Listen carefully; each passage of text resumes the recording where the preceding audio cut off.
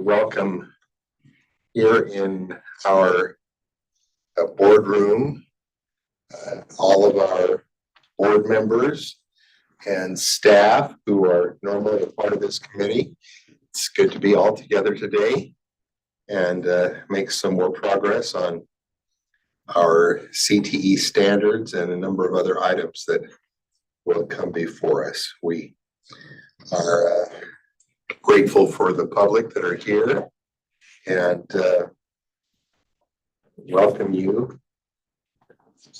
We're going to begin today with some recognition of achievements, progress,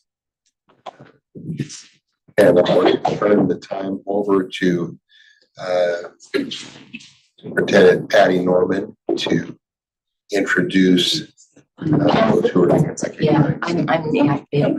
Thank you. At the very beginning, I asked Vice Chair Earl if she would do a brief introduction because there is a new vision and mission. Yes, this is our debut in this committee, right? So let me go ahead and read it. It's the Utah State Board of Education is committed to the vision of academic and organizational excellence in Utah education and a mission to open doors of opportunity for all children.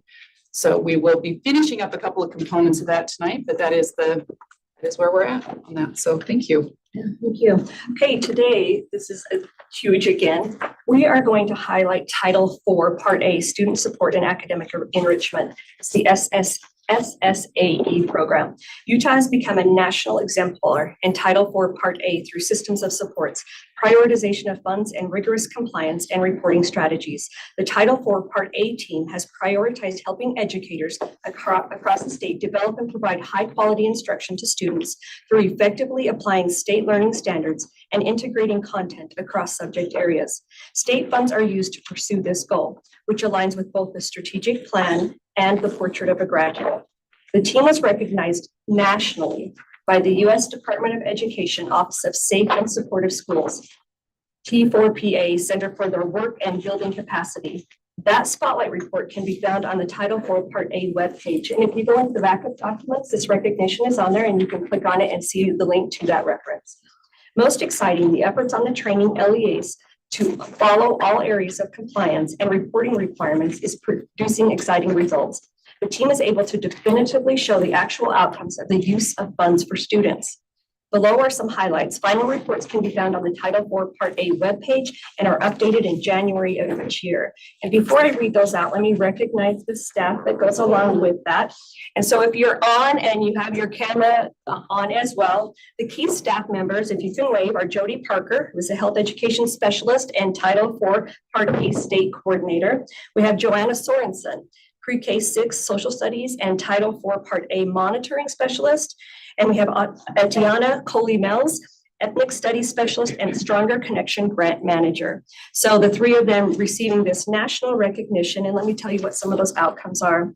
We have Alpine School District with their goal, Tier 1 instruction for science, helping students become doers of science and recognizing themselves as such. This includes coaching and mentoring programs and STEM technologies. Also, they have the outcome notable increase in RISE science scores and fourth grade scores improving by 5%, fifth grade by 6%. Box Elder School District, the goal was to employ a school counselor in order to increase student and family engagement in pursuing educational goals. And the outcome was the school counselor employed and has sent 12 newsletters to parents, met with families as part of parent-teacher conference events, over 300 correspondences with parents, in-person and electronic, 13 school counseling groups, and multiple classroom lessons. Duchesne School District, their goal was to provide students with an evidence-based social and emotional learning program. Educators will be provided with materials and professional development to implement a multi-tiered system of support, MTSS, approach. The outcome of that was disciplinary suspensions have decreased from 172 during the 2019-20 school year to 164, increasing student access to mental health professionals and meeting their needs within the LEA. We also have Logan School District. Their goal was to employ an additional English language learner specialist at an elementary school, and the outcome had a 12.1, read again, 12.1 increase in WIDA scores, according to the school report card in fiscal year 2022. Millard School District, their goal was to employ a counseling support specialist to assist with college and career guidance, FAFSA applications, college and career transitions after high school, and to track graduation requirements for students. And their outcome, the specialist was hired to serve 201 students with application and transition goals. In addition, 397 students were given support for graduation requirement tracking. Murray School District, their goal was to support at-risk students based on chronic absenteeism through teacher professional development, classroom relationships, and outreach efforts. And their outcome, and this is really big right now, especially with chronic absenteeism. Their outcome, they reduced the number of chronically absent students from 38% to 30%, which is a 58. There's not the right math on here. They decreased it a lot. The number is, the final end is 22% reduction. And Provost City School District goal was to implement 4 additional optional extended day kindergarten classrooms at Title I schools for the 2022-23 school year. This will result in improved end-of-level reading benchmarks, and the outcome, 90% of students in full day classrooms met end-of-level reading benchmarks. 90% of students in full day classrooms met end-of-level reading benchmarks. Sevier School District, their goal was to provide a school-based mental health therapist to increase student learning and engagement. The outcome was a reduction of 30 overall office referrals district-wide from 790 in 21-22 to 760 in 22-23 school year. A reduction of 50 overall school suspensions, both in school and out of school district-wide, from 207 in 21-22 to 157 in 22-23. And South Summit School District, their goal was to increase Lexile reading scores by 5%. This is what I love.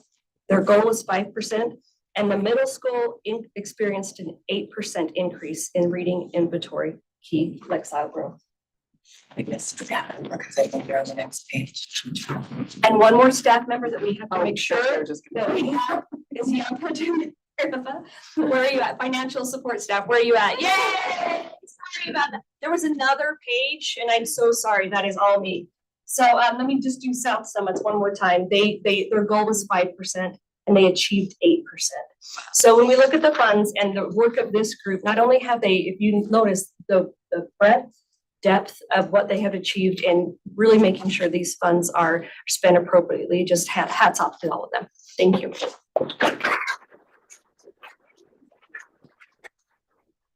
No pressure to keep this up. I mean, that is amazing. Those results are just terrific. But now the challenge is that you get to try to figure out how to make that happen over and over again. And we're so grateful that you have had such wonderful success, and appreciate your tireless efforts to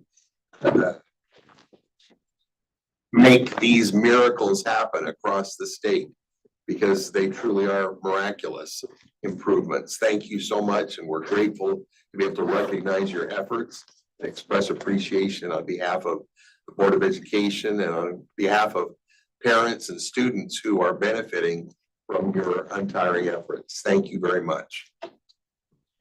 And now we're going to turn to Lindsay Yeah. Henderson. Yep. Lindsay Henderson. Yeah. You're going to give us an update on math. Yes, on the math standards revision. So Terrific. I'm excited to report that Lindsay Henderson, secondary math specialist, excited to report that the math standards revision process is moving along. We're currently in step 4, which is the review committee. We've received all the recommendations from the House and the Senate and from Chair Moss. And we are meeting actually tonight at 3 for the first time. That'll be our meeting number 1. Meeting number 2 is next Friday from 3 to 5 as well. And we're just really excited to get the work done. I also sent out a request through Civil for board members to made a form so that we could compile comments, and we're really eager to hear from you and to put those comments in with our report from the Standards Review Committee so that we can present it to you and hopefully in January. Great. Thank you. There's a lot of things moving along all simultaneously. Sometimes it might feel a little bit overwhelming, but we have great staff and committed board members, and devoted writing committees who are right on task, helping us get all this accomplished for Utah's children. And we appreciate the opportunity to work together on this important work. Our next item is public comment. Andrea, do you have a list of? Yeah. Oh, I see. You have a list, right? There you go. So we're going to, we have some in person and some online. We're going to begin with Darlene McDonald online. And we'll do all of our online comments first. Darlene will be followed by Miala Tarver. And then Kevin will be on deck next. So Darlene, are you there? I am. Can you hear me okay? Yes, we surely can. Go right ahead. Thank you very much, Chair Booth, and to other distinguished members of the board. It is a pleasure to be here. I am here today online to speak about the repeal of R 277328. The purpose of this rule is to provide local education agencies with the standards for educators and LEAs regarding professional learning and guidelines and requirements for curriculum and classroom instruction and equitable equity. Now, what is educational equity? That means acknowledging that all students are capable of learning and distributing resources to provide equal opportunity based upon the needs of each individual student. Equitable resources include funding, programs, policies, initiatives, and supports that recognize each student's unique background and school context to guarantee that all students have access to high quality education. That should not be controversial. We should not be here discussing the repeal of R 277328. So why are we?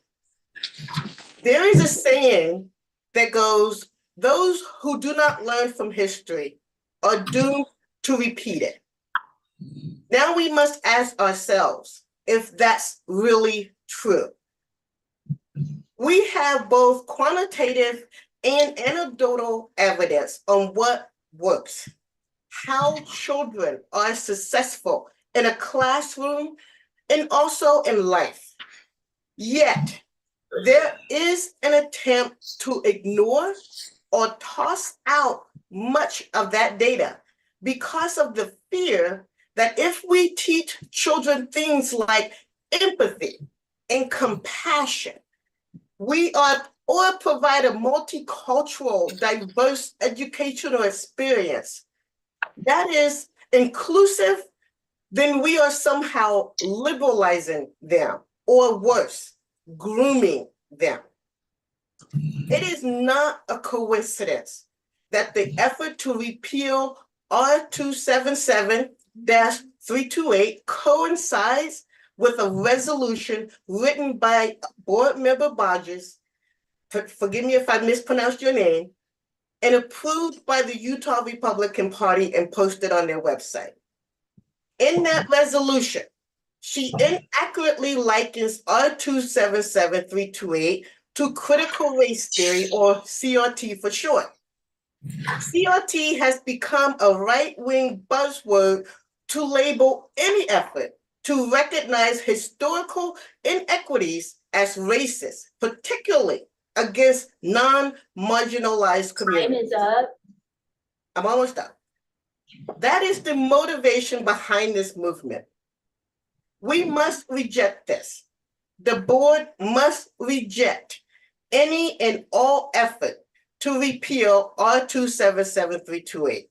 We must learn from our history so that we do not repeat the mistakes of the past. Thank you very much for having me. Thank you, Darlene. We appreciate your being here this morning. Right, we have now Miala Tarver. Miala, are you there? I do not see that name online. Okay, we'll continue and come back if she arrives. Oh, there's one not joined. Kevin Caros. Oh, no, that's just. Kevin, are you there?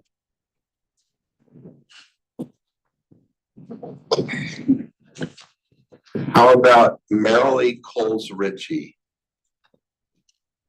I am here. Great, Marilee, go right ahead.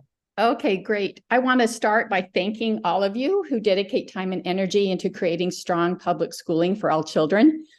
As Darling McDonald just said, R277328, the Education Equity in Schools resolution, just make sure that all students can learn and that the schools will provide resources they need. To make sure this happens, the rule requires districts to provide equity training for staff and teachers and guarantees the protection and inclusion of all students with diverse identities and backgrounds. This resolution cannot be repealed. I've been in education for 35 plus years as a teacher educator, as a parent of public school children, and as a teacher. And previously, the equity resolution passed 14-1. That's a gold star for our state. I talked to parents, many parents from across the state, and they shared with me why they want this equity resolution to stay. And here's the first example. A local parent from Logan said, and these are words from the resolution, collaborating effectively with diverse community members and demonstrating how to discuss divergent perspectives, creating opportunities to recognize personal responsibility and to contributing conditions that preserve the rights of all individuals are essential elements of a healthy society. As such, they should be considered foundational components of our public schools and should actively and consistently address our classroom and institutional practices. Another parent from Draper said, I want what's best for my kids. And what's best for my kids will look different from the kids across the street or 5 streets away or the next city over. One of the things I appreciate about this resolution is that it says the focus should be on learning and that we need to work to remove barriers that would get in the way of students of having access to what they need. As a parent of children who have many opportunities, I want to make sure that all children, especially those who may have barriers in front of them for whatever reason, have the same access to curriculum and everything they may need in school. And finally, the third parent said, this resolution is so important to me because it shows that the state values and supports all students, especially those who have specific needs. My children are Asian, Polynesian, and some of them have been diagnosed with ADHD. It's so important to me that the resolution exists to reinforce that educators create a safe learning environment, as well as, quote, implementing principles and strategies of inclusion as they pertain to students and educators with diverse abilities and backgrounds. This is a clear message to children of all backgrounds, traditions, and abilities that they are valued and that school is a place for them to feel safety and belonging. When I talk to teachers who are pre-service teachers who are going to be working in the schools and they learn about some of the history of education, they don't feel guilty, but they feel empathy and they want to do better. They want to create a classroom where everybody in the classroom feels like they belong, like they see themselves in the curriculum. The professional development helps them to open their eyes, not to feel guilty. My eyes have been opened and expanded about more inclusive ways to educate through the years. Time is up. So let's keep this resolution and keep learning how to educate with love all. Thank you. Thank you very much. If you ever want to have a training on critical race theory, I actually have done that for a district in the state, and they were really surprised at what critical race theory really is. So I'm happy to do that training for the board. Just let me know and I will come in and do that so that you're not scared about it. Thank you. Appreciate your comments. Sure. All right. Let's go back to see, is Miala here yet? No, No. How about Kevin? no. All right. We do have Kelly Jones online and France Barrel. All right. Do we have Kelly? Oh, yeah, I saw Kelly. Hi, yes, thank you so much for allowing me a chance to speak. My name is Kelly Jones. I'm an educator. I'm the daughter of 2 educators. My in-laws are educators down in Spanish Fork, Don and Sue Jones. I'm the mother of 3 children who attended Davis County schools, and I'm a volunteer with GLSEN of Northern Utah. GLSEN stands for the Gay, Lesbian, Straight Education Network, and I'm here to ask you to retain the equity rule as it exists today. Many dedicated folks work to create those standards because they care about students and student success. I ask you to vote to retain the standards because you care about the students those standards impact.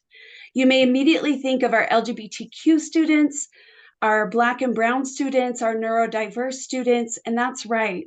But I hope you will also think about my children. They are white, middle-class students who attended a district where racist language and actions were the norm. When they heard racial slurs in the hallway, my son was in the stands at the football game where students chanted, "Build the wall," where the Department of Justice has had to step in to stop hate. My students saw a video called "No More, Not Here" to encourage respect and to rebuild community in their school. My kids came home and talked about their experiences at school. They knew it was wrong. One of my kids joined the Hope Squad to try and make a difference. My kids attended the same district where a 10-year-old Black girl named Izzy Tickenauer died by suicide in 2021 because of bullying, because of discrimination. When you're considering whether to keep these standards intact, please think of Izzy and think of the kids who struggle with neurodiversity, and also think about my 3 kids, because studies indicate that when we support our most vulnerable students, the entire student body benefits. The entire school is impacted by equity standards that are thoughtful and enforced. Thank you.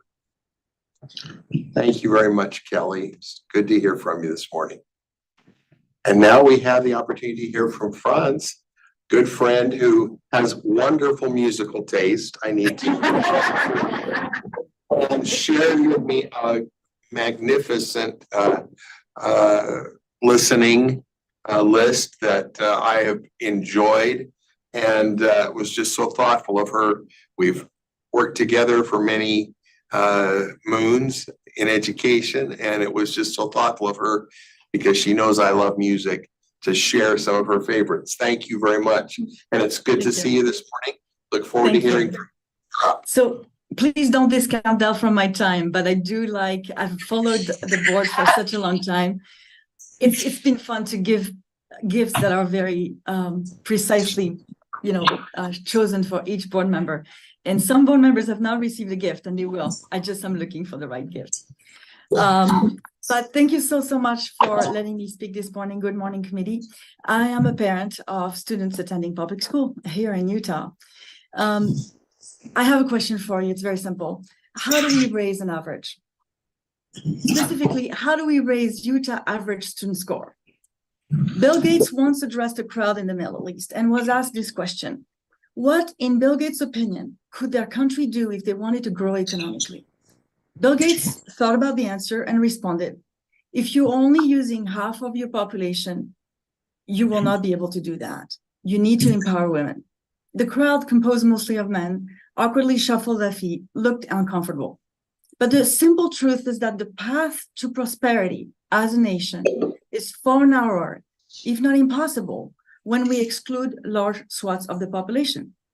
Yet, looking at the Utah student achievement gap, achievement data, we can see vast differences between students. For example, the average proficiency in language and art, and I'm looking at the fingertips data, I believe it's 2019, 2020. So that average proficiency is 46.4. Students with disability, 16.9. Economically disadvantaged students, 30.9. Students experiencing homelessness, 30%. Student of colors can be as low as 19%. These differences are far greater than the differences you can find on gender. The board rule R277328 aligns with the section of code 53G 10206.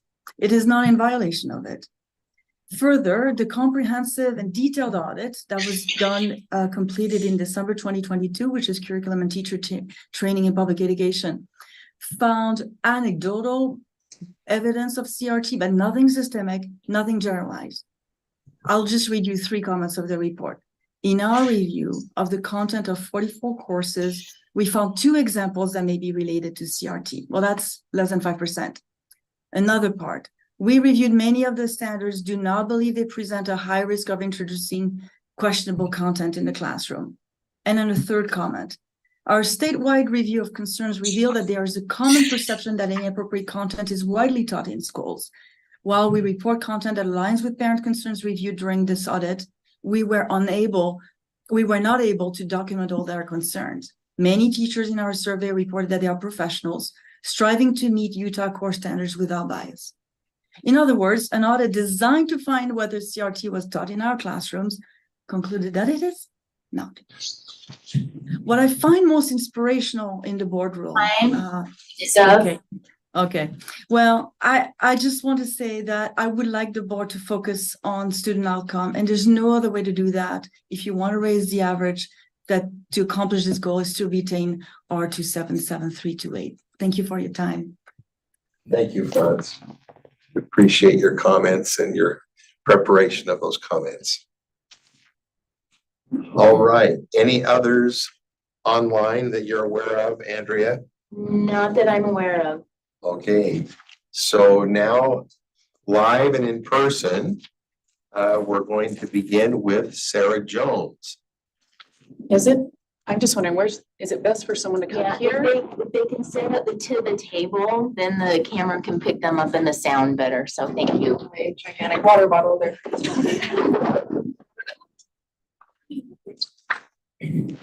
Good morning, board members. Thank you, Chair Booth. Dr. Sarah Jones with the Utah Education Association. I too am here to speak about R277328. UEA does oppose the repeal of the rule, and I'm going to focus our concern on educators and the impact on educators in the classroom. Our educators need clear and consistent guidance, and there's several important differences between the rule that are not in statute via House Bill 427. So the first is that the rule requires our LEAs to provide professional learning to educators on issues of educational equity, as the board has defined it in 328. And as you well know, there are continuing policy discussions at the legislative and board level related to equity, and it's critical that educators receive adequate training to remain in compliance. If the rule is repealed, House Bill 427 and the ensuing statute does not create any requirement for LEAs to provide professional learning specific to educational equity. And we believe this puts educators at risk. Secondly, the rule requires LEAs adopt certain curriculum in an open and public board meeting. This is a process to increase transparency and the involvement of parents. It also ensures that educators are protected as they use the adopted curriculum if there are any parental concerns that arise, because it has been a public and transparent process. House Bill 427 and its statute does not require any such process. And then finally, and probably most critically, the rule makes clear there's no prohibition or ban on the discussion of, quote, events, ideas, attitudes, beliefs, or concepts, or the general sharing and participation in a learning environment. So a classroom where students are able to ask questions, where educators are able to respond to questions, have rich discussion, is allowed through the rule. And the rule ensures that within the appropriate boundaries that are created by the rule, by the board, that kind of rich discussion and learning can still occur. And House Bill 427 and the statute it created focuses more on specific topics that are not prohibited, but is really silent on the broader ideas of discussion that the rule addresses. So we do not think there is any conflict between the rule and the statute, but if the board does have concerns about the issues of alignment, then the rule should be revised and not repealed. Thank you. Thank you very much. We appreciate your comments, Dr. Jones. All right. Looks like we have next Kim Reed.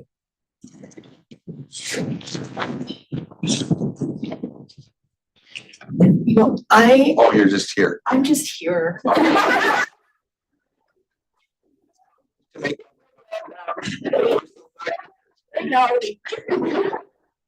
Saw So I that. can say on camera, I need. Thank you, appreciate it.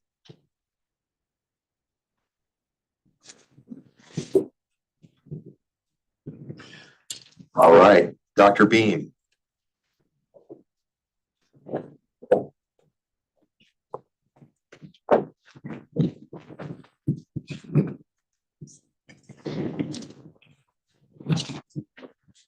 Good morning, Utah State Board of Education, Standard and Assessment Committee.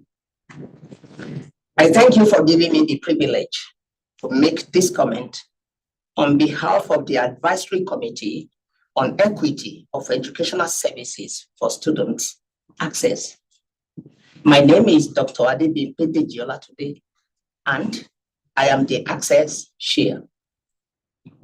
In our role as USBE Educational Equity Advisory Committee, we would like to provide input to the Standard and Assessment Committee in light of Board Member Burgett's resolution in support of repealing R277328 and all CRT practices in Utah schools.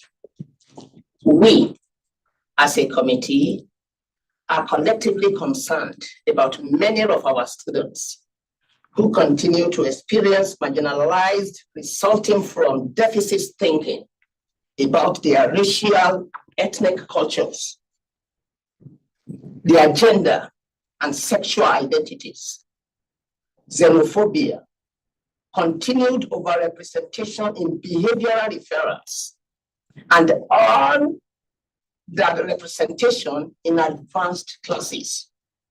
The purpose of R277328, the rule, is to provide LEAs with the standards for educators and LEAs regarding professional learning and guidelines and requirements for curriculum and classroom instruction on educational equity.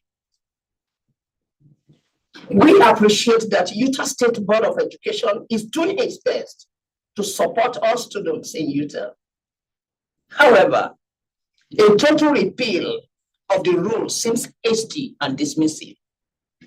A total repeal sends a message that the Utah State Board of Education does not feel protecting our marginalized students is a priority.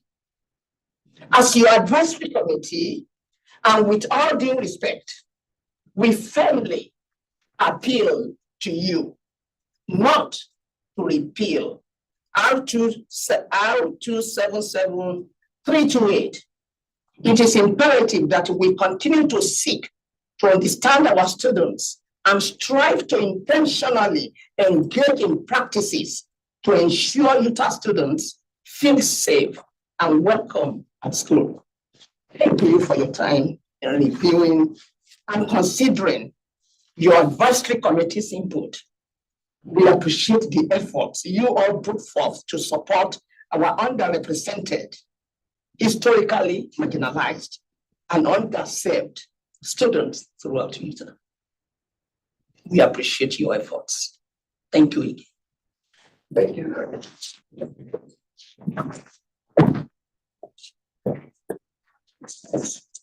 All right.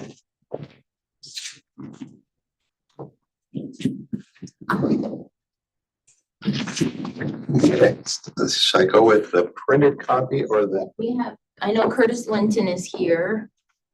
And I think there are some others that may have not signed in that would like to make public comment also. Okay. Yeah, I sent an email. So on the printed list, we have Curtin Linton. Thank you. Thank you for this opportunity to address the board. I do have good playlists I could share with you as well. Great. Yes. So I'm speaking against the idea of repealing R277-328. And I speak today as a parent and as a professional. I'm a white parent of 2 Black children growing up in Salt Lake City. As a professional, my career took me to over 2,000 schools across the US, across the state of Utah, documenting highly effective educational practices. And without question, those schools which succeeded with the most students, with most, with diversity of students, were schools that were focusing on educational equity as a practical, applied principle that supports the unique learning needs of each and every student. I also run an organization that supports families who have adopted multiracially or transracially like we have, like my wife and I have, white parents raising kids of color and dealing with the unique needs those kids bring to their life. Personally, let me take you back to 1982. Growing up, went to Crescent Elementary in Sandy, Utah. And in 3rd grade, I was introduced to the book, The Great Brain. So connected with that book. It took place down by Beaver, Utah. My grandpa was from Beaver, had ranchers and cattlemen and small town. My grandpa was a rancher. They talked about the creeks and playing marbles and all the rest. I connected fully with it. I saw myself within the learning in the classroom, and I connected to school. I stuck with school and I thrived in school. When a word math problem came up that talked about playing marbles, I knew exactly what they were talking about. School reflected me, thus I engaged. Now, my children are amazing. They are beautiful. They have impacted my life in such incredible ways. But my true experience as a parent is that my 2 Black children growing up in Utah have not experienced school in the same way I did. And I've watched them at times when they're in a classroom or a school who reflects their uniqueness and the needs they have, they connect and they thrive. And when they're in a classroom that does not respect who they are and they don't see themselves within the learning, they disengage. I had one child who heavily disengaged. And my wife and I will be paying the price, supporting him, helping him catch up with significant learning and experiential deficits for years to come, even though he barely graduated from high school. So the cost of not recognizing the unique background and needs of each individual student are very high to not only the individual student, but to the family who has to support this child that they love going forward. Educational equity, when teachers apply, is practical. It's not ideological, it's a logical approach to treating each and every student with unique learning needs that they have so that each and every student becomes prepared so when they leave 12th grade, they're ready to succeed. So please don't repeal educational equity, maintain it. Our students across the state, rural, urban, white, Black, brown, depend on their schools to treat them for exactly who they are. Thank you very much. Thank you, Kirk. We appreciate your comments.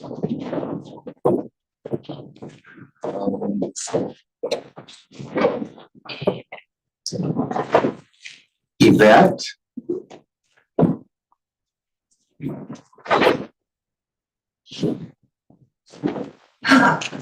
Good morning, distinguished members of the board. My name is Yvette Romero Coronado. I am a Granite School graduate, a social worker, and an educator. In school, I was an English language learner, the daughter of Mexican Catholic parents whose customs and values didn't always align with the majority culture. I grew up feeling ashamed and embarrassed of being Mexican, except in spaces like the Multicultural Club at Westlake Junior High and my friend group. My shame drove me to wear blue and green contacts, bleach my hair, and rid myself of an accent that others made fun of. I felt unsmart, which kept me from pursuing every opportunity in front of me, like taking AP exams, convinced that I would never pass. My shame also touched my family, like when I asked my dad to stop playing Spanish music when he picked me up from school, when I chose not to speak Spanish in public, or the many times I told my parents that the way they were doing things was absolutely wrong. I'm certain I hurt them, and I made them feel the same way I felt about being me, inadequate and worthless. Recently, I had a conversation with an old friend from high school who is also Mexican. They said they didn't feel Mexican enough because they didn't know many Latino authors and literature. The truth is, no one in our schools put books or content in front of us that affirmed our individuality or our cultures. This had profound consequences at the community and societal level. Some of my generation, millennials, have lost their connection to their mother tongues and cultures as a result of a lack of culturally relevant practices and equity-focused approaches. I have sat with people of minority identities who have shared painful memories of trying to act and become more white and more like the majority faith, to be accepted, to be invited to birthday parties, to be asked to the dance, and to feel a sense of belonging. I don't believe my teachers intended for me to feel this way. I believe that they were doing their job by teaching the curriculum they were given. However, there was a message that was communicated to me when I did not see myself in the curriculum. To be successful, I had to leave parts of myself and my family at the door. And I had to even reject them. When people like me don't write books and don't accomplish things worthy of note. Through personal growth in my college education, I've learned to embrace the parts of me that I grew up hiding with embarrassment. I'm aware that I stand on the shoulders of giants who hold so much wisdom, who love me dearly, and who sacrificed much. When I'm feeling not good enough, I think of my ancestors and I feel grounded, I feel whole, and I feel inspired to do my part so the next generation has more room to dream and live freely. I wonder who I would have been as a teenager if I had grown up reading books that affirmed my culture and taught me about the lived experiences of my classmates. And I went to Granger, so diversity was in reach. I imagine I would have been kinder to myself and kinder to my parents. I might have saved money spent on therapy to address my internalized inferiority. I can never know for sure, but I know that R277328 is a necessary framework that works to repair and prevent the harm of sameness that I experienced and to ensure that every student has access to a quality education they need and deserve to become future members of the board here. Let my story remind you of the ripple effects of sameness to our families, our communities, and generations when we don't center equity, diversity, and inclusion in the classroom. As a social worker and as a person, I support the current policy and ask you to keep it intact. In fact, improve it if you could. Thank you very much. Appreciate those thoughts, Yvette. Rio. Thank you. I just want to point out that I echo what Yvette said. We graduated the same year, same high school, and our experiences are very similar. With that said though, good morning. My name is Rio Polidori. I'm a high school educator. I thank you for the opportunity to speak today about the repeal of R277328.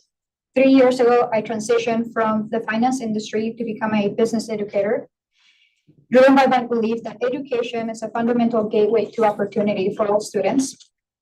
Today, we face the crucial topic of preserving equity in the classroom. I urge the board to consider the multifaceted nature of classroom equity. This concept extends beyond critical race theory, and it is not solely focused on racial minorities. Equity encompasses support for students with diverse needs, including those with physical and mental limitations. It includes students who rely on wheelchairs and those who, despite being academically bright, require assistance, such as note-taking support in my accounting class and many of my other classes. Equity also addresses the needs of students whose academic performances have declined due to significant personal losses, such as the death of a parent due to serving our country while in combat. Traumatic events like these impact their mental health well-being as well as their academics. Thus, equity in education is layered and comprehensive, offering support to a wide array of students, not just a select group. I believe it is fair to say that we're all here collectively to ensure the best possible outcomes for all students, not just a few, but for all of them, regardless of their diverse backgrounds and circumstances. Therefore, considering equity in the classroom is imperative for all of them. Thank you. Thank you, Rio. Chair Booth, we now have CJ Wilkinson and Kevin Koros online. All right. Great. Let's go back to online and invite Kevin to address us. Are you there, Kevin? Yes, hi, JB. Thank you. If you can speak up a little bit, Yes. we can kind of hear you, but not totally. All right, how about this? Is this good? That's All right. great. Thank you. Thank you. And thank you, Chair, and thank you, committee, for allowing me a chance to give a public comment today. I wanted to comment on agenda item 1.4 of the repeal of the educational equity. I am talking as a parent and also as a expert in child development. Last week, when I commented on this this proposal, I spoke more towards how it's important and critical for teachers to understand both the social, environmental, and cultural impacts on children and their educational success. But today I want to focus my comment more on the possible unintended consequences of repealing this rule, specifically in terms of disenfranchising parents and promoting distrust within our educational system. When this rule was put forth, there was heightened awareness of inequities in our schools. A lot of parents came out and offered support for it. And we hear a lot here today asking for it not to be repealed. And I believe that a lot of people probably felt like they were heard when this was put into rule, and to have it repealed will probably make those parents feel like their voice is not being considered and they don't have representation in their state school board. So I ask you as a committee not to consider this repeal and to keep this educational equity in our schools. Thank you. Thank you very much, Kevin. We appreciate your comments. CJ, welcome. Hi, how are you? Can you hear me? We hear you just great. Thank you. Good. Apologize for being unput together today. I wasn't sure I was going to make the meeting. I just wanted to come in and speak on maybe an unintended consequence of repealing the equity rule that you may not be thinking of. And this is, again, in regards to one of my own children, but it impacts a lot more. And it is a time when equitable education was not available to one of my students who was extremely bright and above grade level in everything, but not quite emotionally ready to skip grades. Unfortunately, my now 17-year-old was not accepted into the magnet program, and due to space, not because he wasn't smart enough, but they just didn't have enough space. And unfortunately, we ended up changing school districts at that point because we had moved. And my child, who was then in kindergarten, was not allowed in this new school to read books and do assignments that were more in line with his own level. And because of that, his DIBELS scores and his words per minute declined dramatically. And even though we did everything we could to ensure that he was happy with reading material at home, he felt very unappreciated and unseen in the classroom because he wasn't allowed to do anything, even in their going to the school library. He wasn't allowed to pick books that were anything other than the kindergarten level.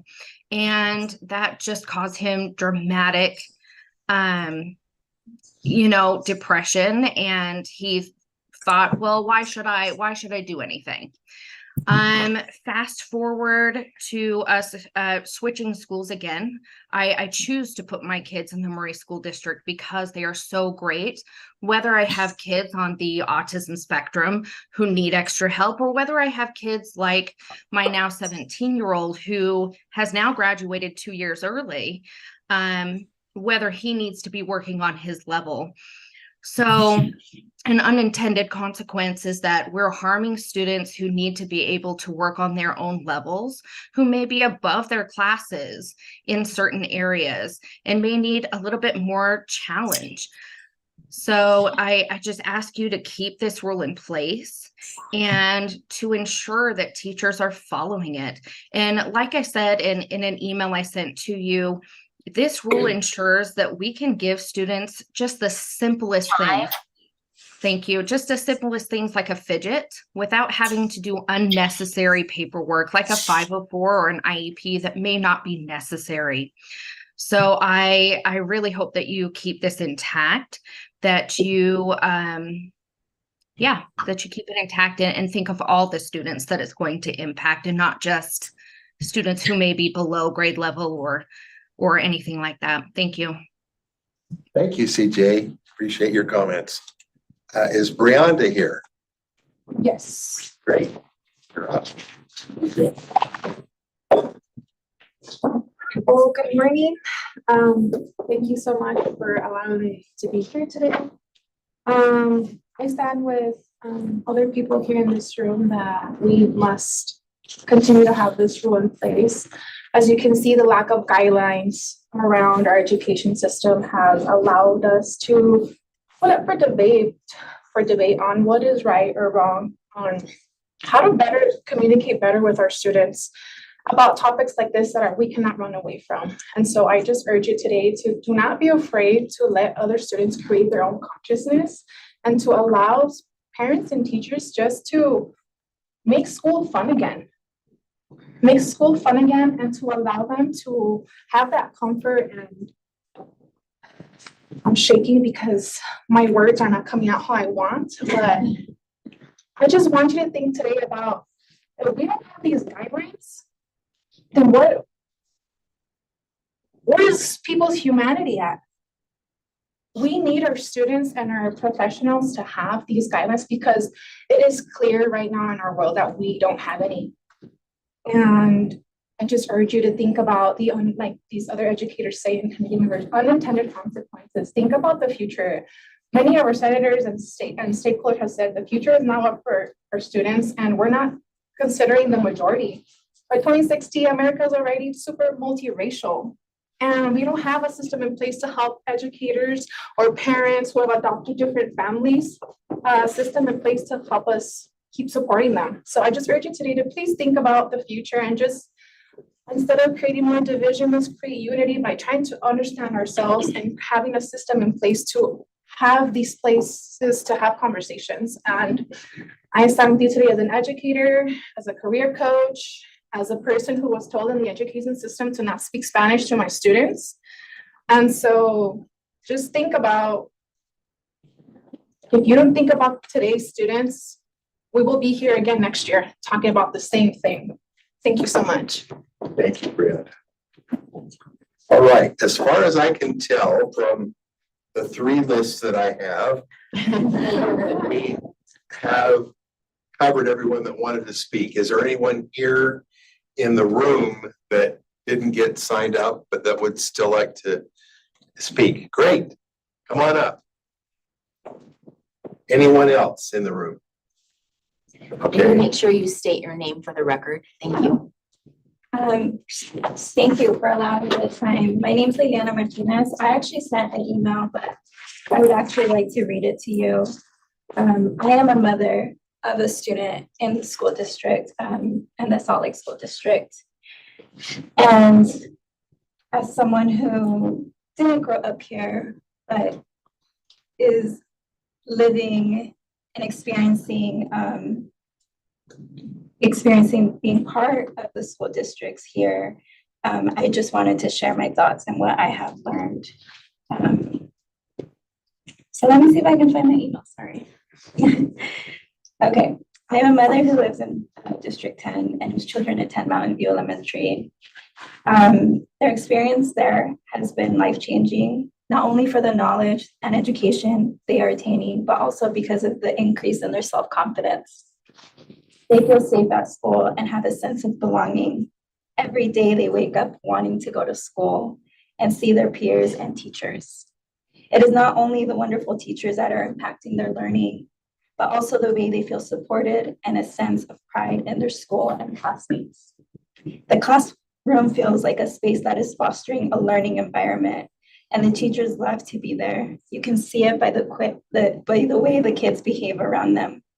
The teachers take time to get to know the individual students and truly foster a place where students can thrive because they are not only seen as the class, but each student is an individual and their feelings, cultures, and traditions are taken into consideration.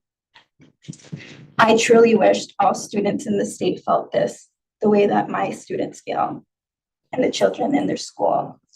The school and community has been a place where my students' unique background is embraced, and I know it is because the student body and the educators are of diverse abilities and backgrounds from different walks of life who have experienced teaching diverse students, whether through formal ed training or personal understanding. I'm happy that my kids are able to be multilingual students and be encouraged by their school and community to build on those skills. Because of all these wonderful experiences I have seen being a parent at a Utah school, and now I'm saying it to you, I'm asking you that you vote no on the repeal request of R277-328. I believe that it is because of policies like these that have allowed an environment where children can thrive and succeed in school. Thank you for your time. Thank you very much. She signed. All right, sir, if you'd like to.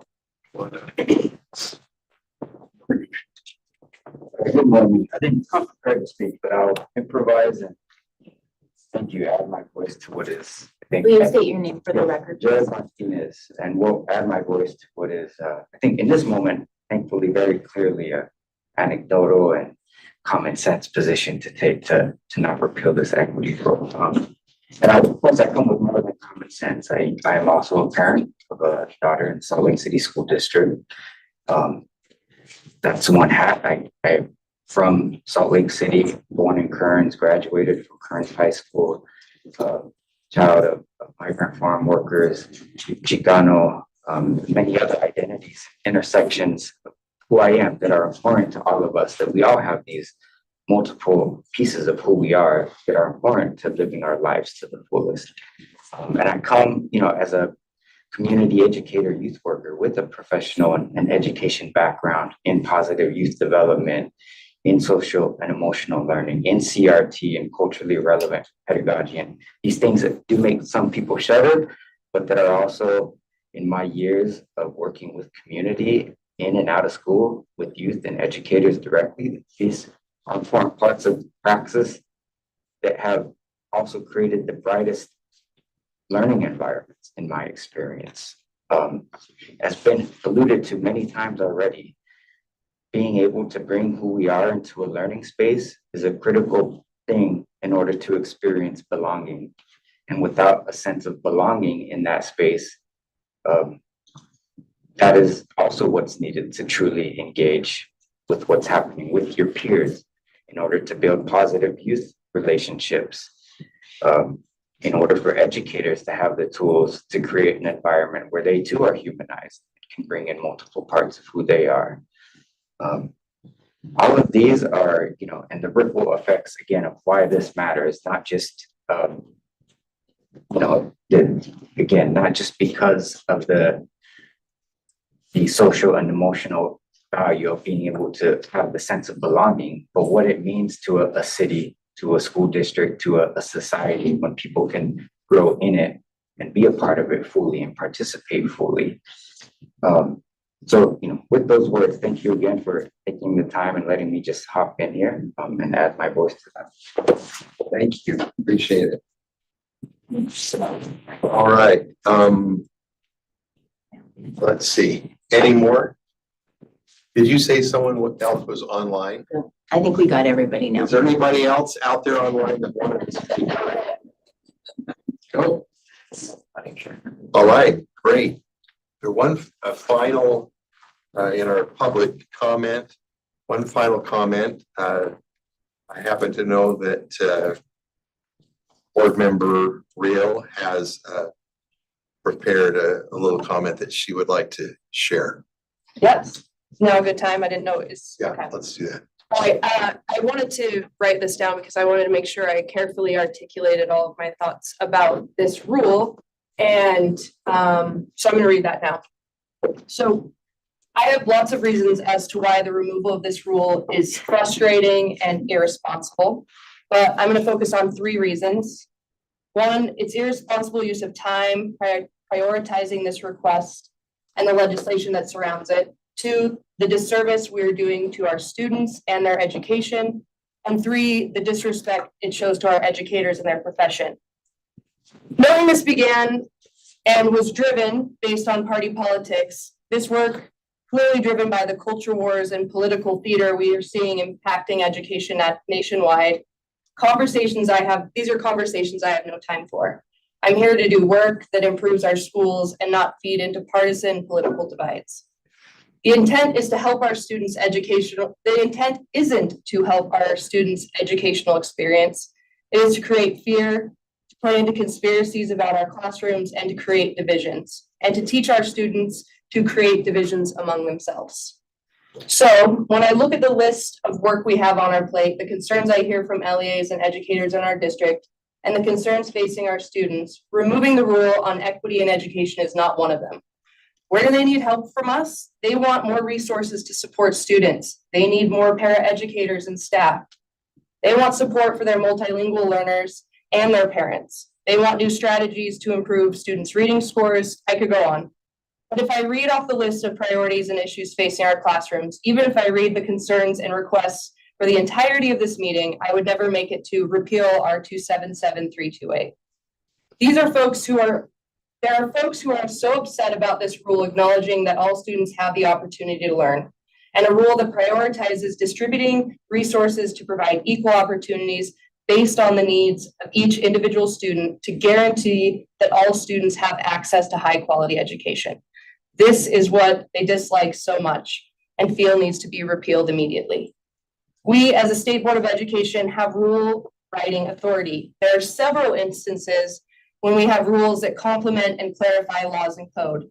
So of all of our rules that mirror, reflect, and confirm laws on our books, it is the equity rule we want to repeal.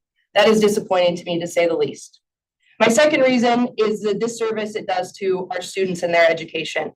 I think back on my education and how important conversations about race, gender, religion, and all of our differences, and how learning about our differences, learning about different cultures and lived experiences, those conversations have been incredibly important to my growth, to learning empathy and to helping me work in a professional environment with all types of people. Without the opportunity to have these important conversations with our students, how can we help them grow and build community, to teach kindness, basic human kindness, despite our differences? You're removing our students' opportunity to learn and think critically and sheltering them from the realities of this world. And I'd like to note, none of what I'm saying is taking away from what parents can do to support and educate their child and to instill their family's belief system into their children. In fact, as we see in the crosswalk between HB 427 and R277328, with the removal of this rule, we are leaving gaps in parent transparency and involvement. And I fully support parent transparency and involvement. What I don't support is this small political faction taking away parental rights. Many parents we heard from today who want their students to be exposed to diverse curriculum and environments that challenge their students to think critically. Lastly, to articulate my concerns for the removal of this rule, I want to highlight the impact it has on our educators. Let's run through a little practical, applicable classroom example. We're in an 8th grade class, an English class. Let's say you're teaching an essay about essay structure, and out of nowhere, a student stands up and says, "I'm now going by the pronouns she, her." And another student stands up and says, "That's against my religion." And another student stands up and says, "Well, your parents are divorced and I'm Catholic. That's against my religion." And another student stands up and says, "Well, my religion is better than yours because women can be leaders in my church." What then? Who wins this? Everyone has a piece of the argument where they are valid in their own personal beliefs and their individual freedom, but they all challenge each other. And what on earth do you do as a teacher in this scenario? With the removal of this rule, you're giving educators far less protection to navigate these conversations and scenarios. You're taking away space to have tough conversations, and you're taking away essential training opportunities for our educators. Important training to help them navigate these moments in their classroom. Keeping equity at the forefront of our classrooms helps create safe environments to help our students learn and thrive. We're instilling fear in our educators who are one of the most highly trained sectors of our workforce, most of them with advanced degrees. This isn't helping our educators, and this behavior will lead to an even scarier teacher shortage. I am open to dialogue and opportunity to improve R 277-328, but I do not approve of the repeal. And I'll close with some thoughts on an argument of personal liberty. I believe firmly in our constitutional rights and freedoms, especially our personal liberties. I don't, however, approve of using personal liberties as a weapon against others' personal beliefs. The fundamental principle of the idea was that given the freedom to have our own beliefs, using personal liberties as an argument against this rule feels like you are saying, I believe in personal liberties, but only if they are, using personal liberties as an argument against this rule feels like you are saying, I believe in personal liberties, but only if they are the same as my own. And you use the word liberty with an intention to control how others live. Remember, equity means giving equal opportunity to all students, not some, all. And the reason I'm so passionate about this is because I believe to my core that education is a cornerstone to the success of our republic. Education can help solve many of our systemic issues facing our country, homelessness, addiction, economic divides, and can change the trajectory of the lives of families. I see this every day in my classroom at SLCC, where 54% of our students are first generation. So the repeal of this rule is careless, unnecessary work, and it stems from irresponsible, unnecessary overregulation. The repeal of this rule is taking away from a student's freedom to learn and creates unsafe learning environments. And the repeal of this rule is insulting to our educators and their expertise educating our students. I'm going to close with an email that I got yesterday from one of my students who's is an immigrant. And he said, "You gave me hope in America after years of believing there was none. Being an immigrant in recent times has been one fraught with fear, anger, and hopelessness. You have restored my hope in this country that with the belief that our Constitution really was meant to protect all and that we can see a brighter future if we all act now." Thanks. Thank you, Board Member Real. All right.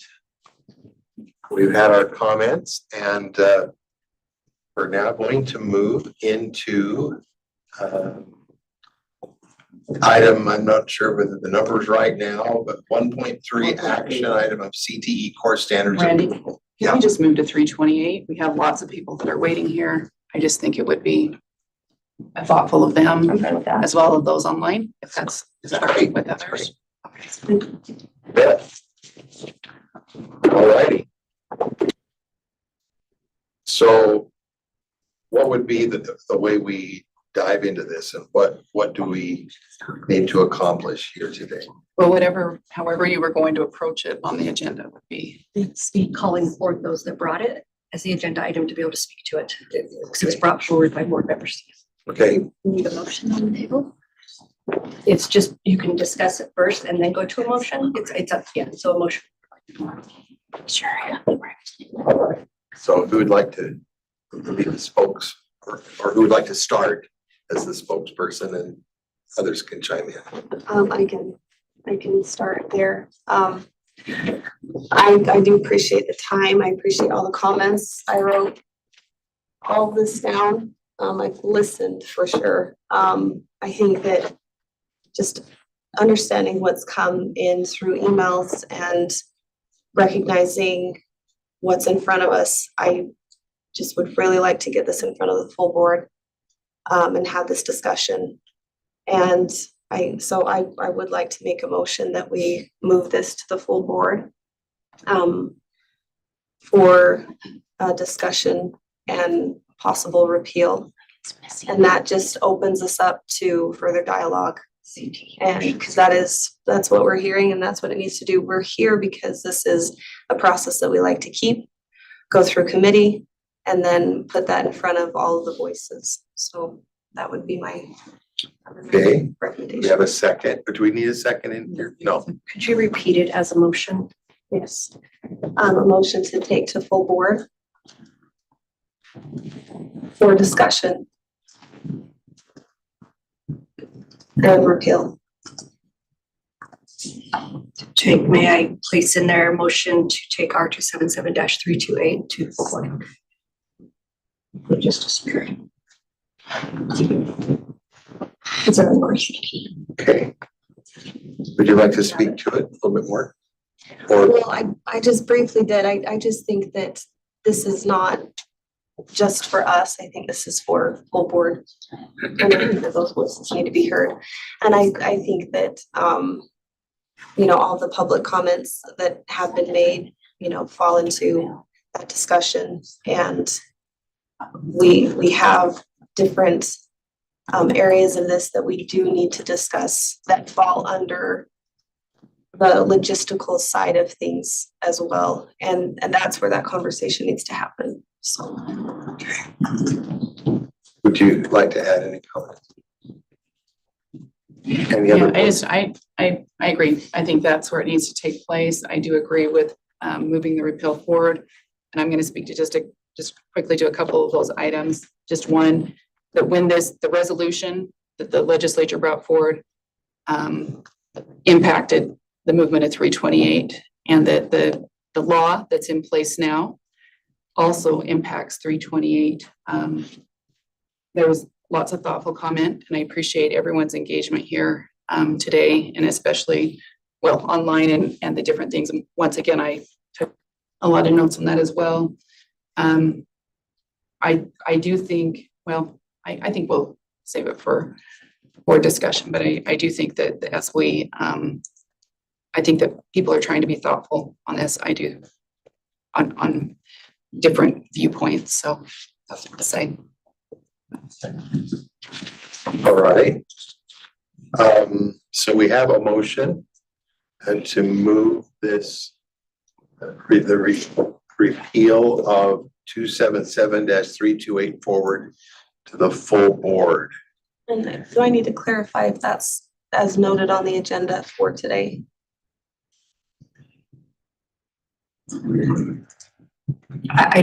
This afternoon. Oh, to this afternoon's full board. Yeah, that would have to be clarified here, yeah. Can that happen? That was Is that notice, possible? you have to have 24 hours notice on the full board agenda.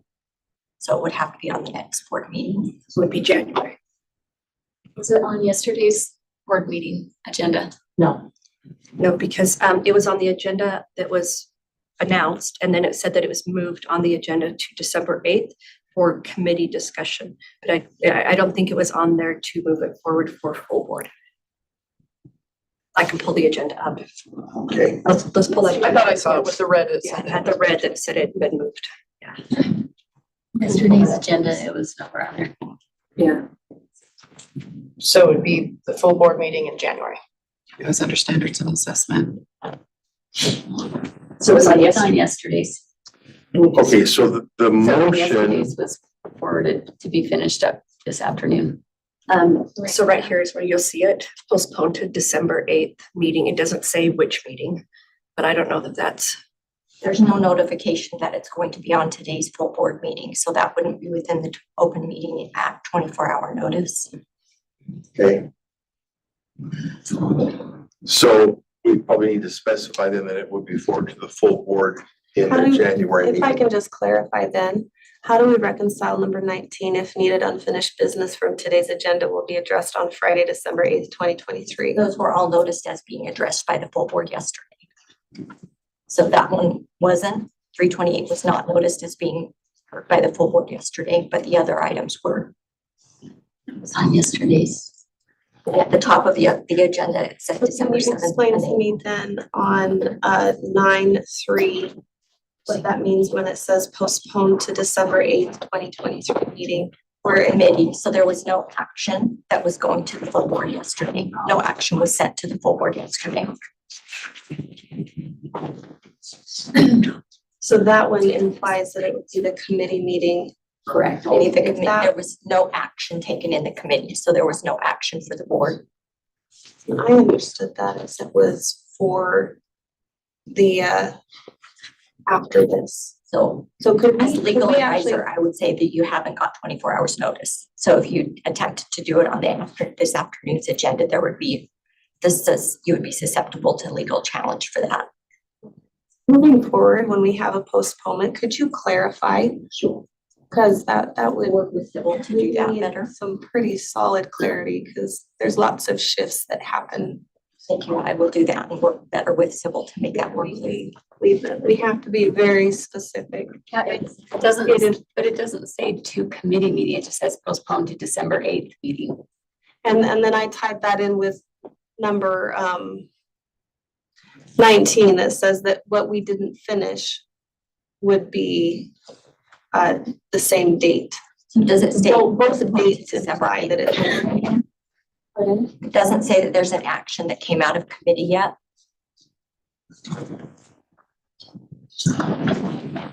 It says in our action 9.3, there is an action item that is postponed to December 8th, 2023 meeting. So I would argue that that is a placeholder for. I will let you have Chair Moss make that final decision of whether that would be clear enough for him to put it on that agenda. I can see your point, ma'am. So it was listed in the board meeting yesterday. And how was it listed? Just read what. Right there, that's all it says, postponed to December 8th. I can see your point Okay. and understand that. It was an And it's action. a genuine interpretation. I understand that. And then again, I tied that down to 19. You can scroll if you wanted to show that as well. That again, just for clarity, that And I think, and I'm just articulating, there was no action. I don't know if that makes sense coming out of the committee. So, but I can see what you're saying because it wasn't. But there will be today. Specified. Yes, but then that doesn't give that, speaking to that 24-hour notice. Does that make sense? It doesn't give the public the 24-hour notice once an action's been made. and what is the intent? It's been posted. Yeah. In the way this has been laid out. So I guess we would take it to Chair Moss. What's the timeliness of that request for should we call him into this meeting? Do we want to have a break really quick in this meeting to be able to get some clarity on that? What would you like as staff for us to be able to do? I think that would be helpful. Because I'm concerned about, so in this committee, without really any real major discussion, then we're just saying we want to move the repeal. Well, the way we state it, we're not making the decision, we're recommending that the board repeal the whatever, because we haven't really had that discussion. We want to have that discussion with everybody. So it's not like the committee recommends this, and so we want to take it to the board and I have a question. Is it standard practice? It has in my time on the board, we haven't ever discussed something in committee and it being immediately on the afternoon schedule. I've never seen that happen before. Is that standard practice? They did it just the other month. They did it with the rule one. But it wasn't posted? Like, I'm just wondering about how consistently we're posting those pieces like that. And even, I know, I've questioned the same thing. I don't know. And yesterday, we had a discussion that we'd throw it back to the committee and then bring it back. So it's in essence, it's the same thing. This is Jenny's. Yeah. So only consistency in our practice is just for the public to provide them with the most transparency and opportunity.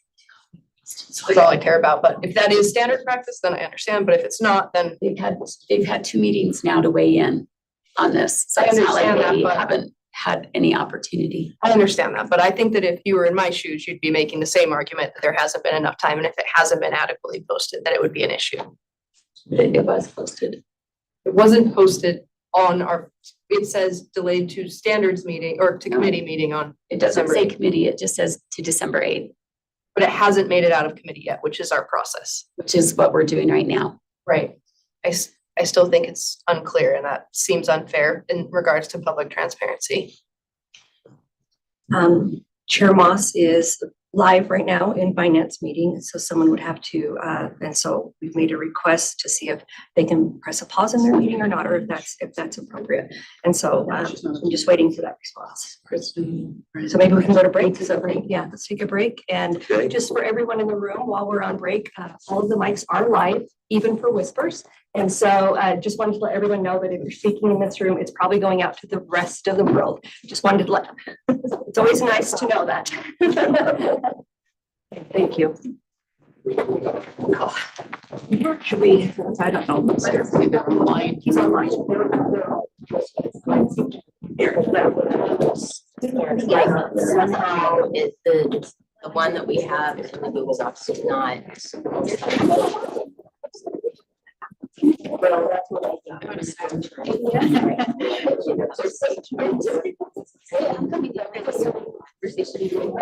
Stay awake. Right. So it's not, you know what I mean?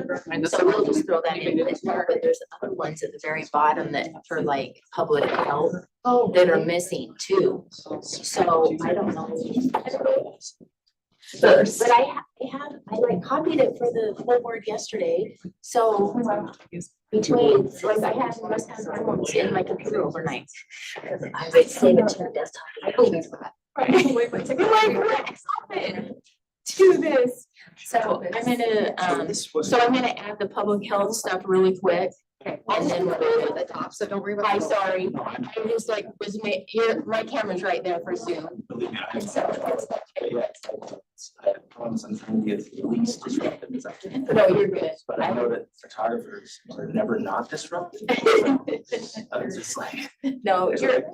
I just didn't want you to stand in front of the camera that was catching the Zoom recording. I'm walking in front of everybody, disrupting everything. I'm like, those things are- I mean.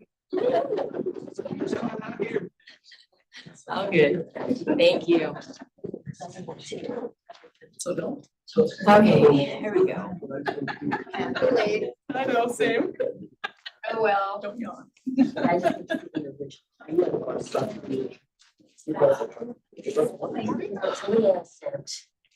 Changed. So I had a major surgery in this, and so I don't like work a lot. It's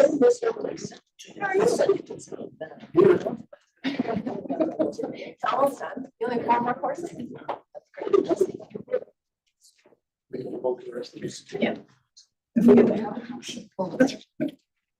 I've been here for Really kind of tough.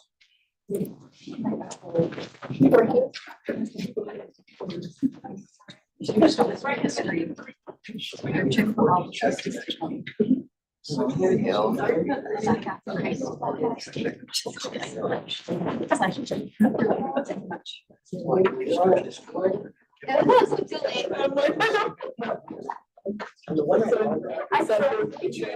I'm trying not to sit like this. It's gonna be what's gonna be.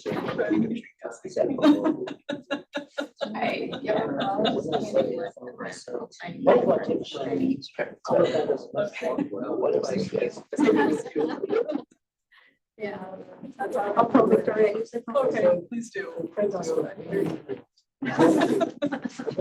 He's working. Making the money. That's right.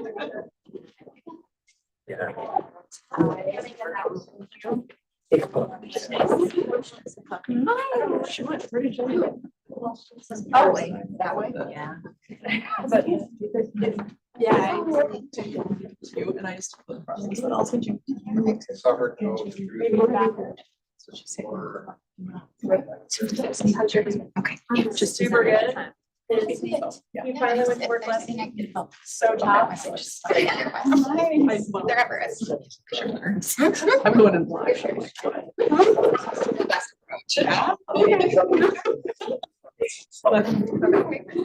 Dr. Bean. I enjoyed your thing very much. And my husband is from Ghana, so I feel like I just like we're cousins. I just like, oh, very well, thank you.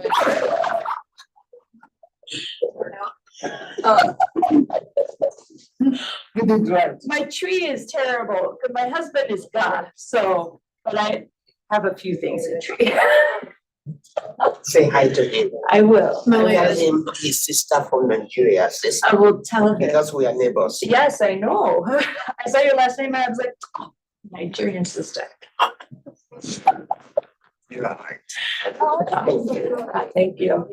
Molly is Jim. We try.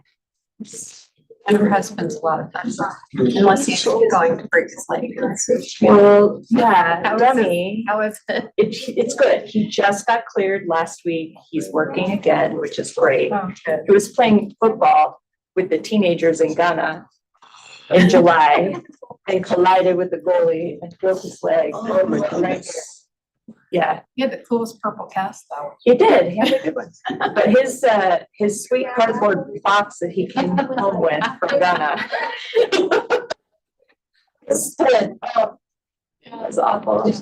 You've been to Ghana before. Oh, yes.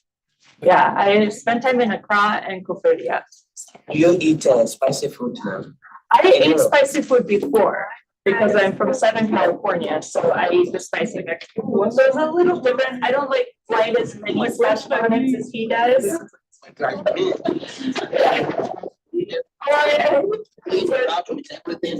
uh-huh. It didn't. Like that happened I still eat a couple wild stuff. That was maybe me.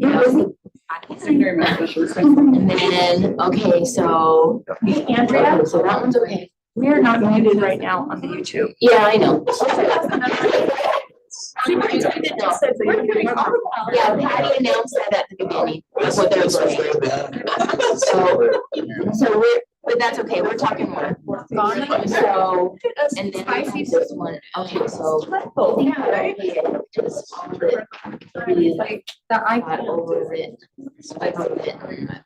Were the two that I added at the end were, that were just the rules that were the suggested ones. Suggested from the So, yeah, I think we're okay. You want to just do a. Anyway. And I, you know, I have members, to all the administrators. Flyings and Earl's other, you know, their amendments that they sent me, so I couldn't pull them up and make copy and paste them, or like, we have to, but. Okay. I don't know. Folder.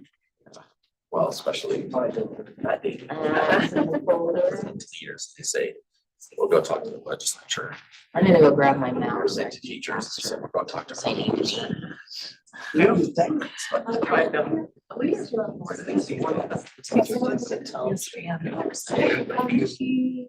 Let's see.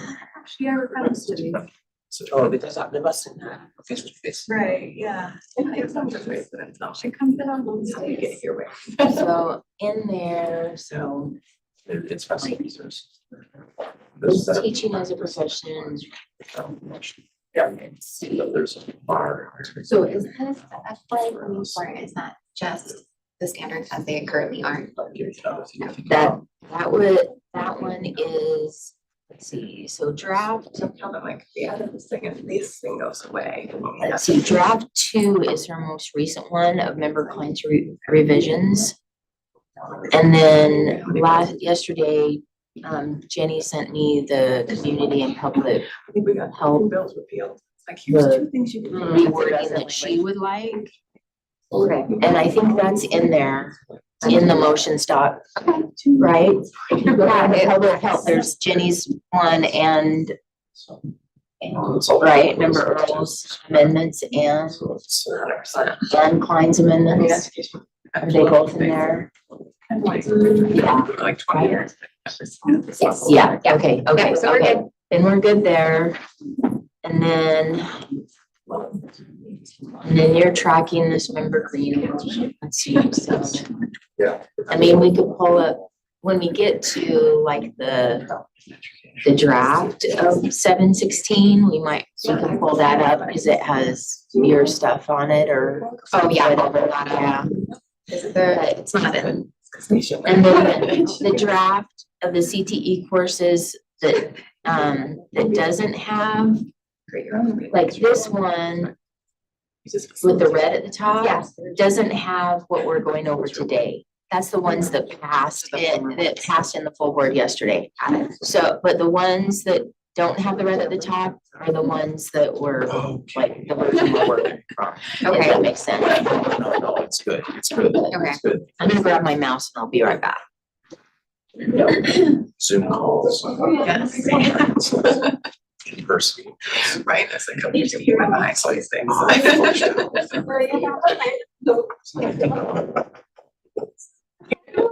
They were almost, I know you were back like three. So after this, we can be. I want to hear.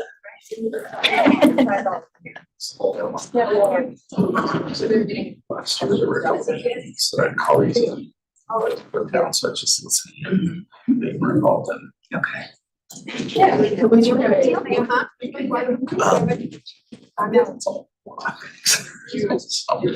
So, I mean, my main work application. So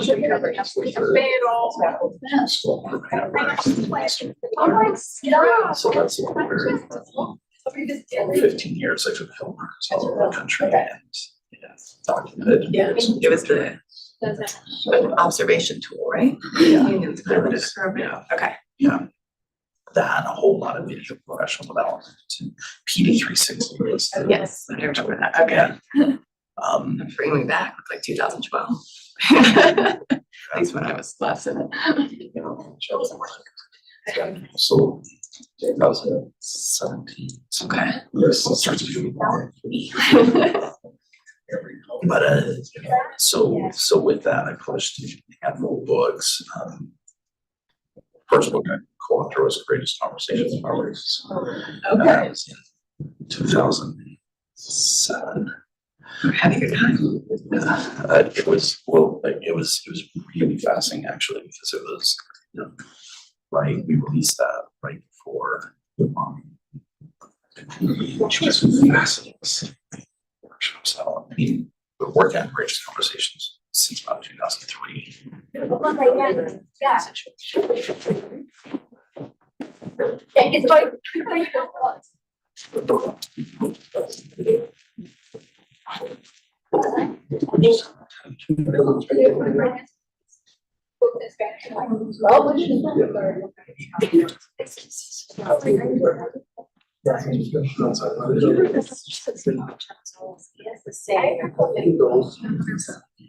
We'll see.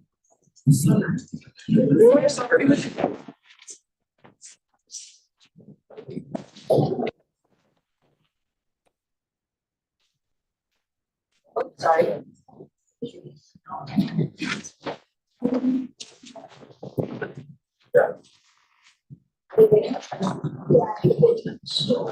The hard copy. Oh, I love hard copies.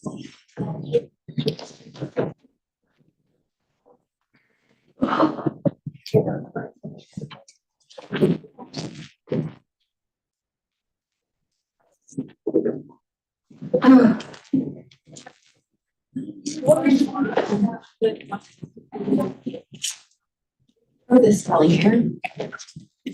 In my 716. I just fixed. So I'll share that version. Okay, with the correct spelling, but. That's awesome. Okay. Is that the one that's in civic court? No, I just changed right now. Oh, okay. I was talking with staff. So I'll just share that and let the committee know that I made that change, but. Is that the one that you emailed to them anyway? Didn't we, you emailed one that had all the markups on it or whatever? It's all the same. There was just a spelling error with segregated. Oh, no worries. So it doesn't change anything. Okay.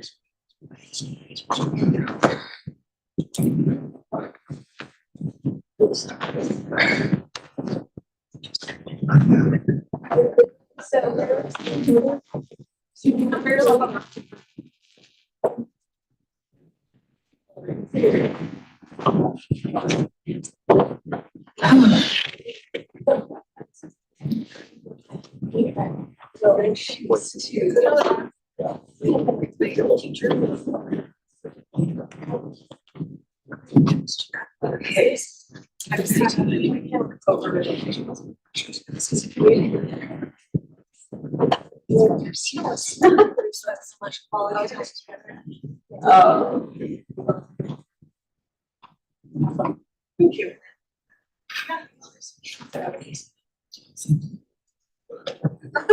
Oh, there's.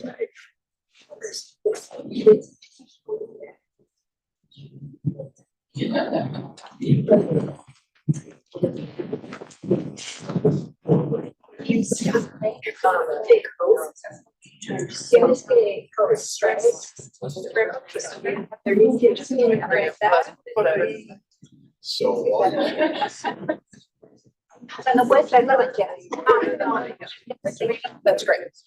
That's great.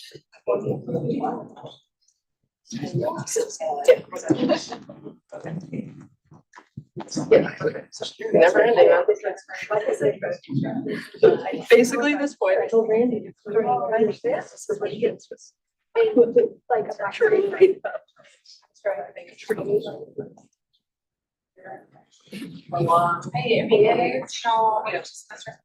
That's what you want, that's fine.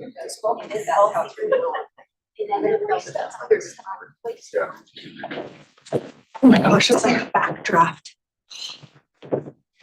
This room is really hot. Turn on the sprinklers. It's normally really hot and then we have that many. I'm people fine, in that here. must be nobody else.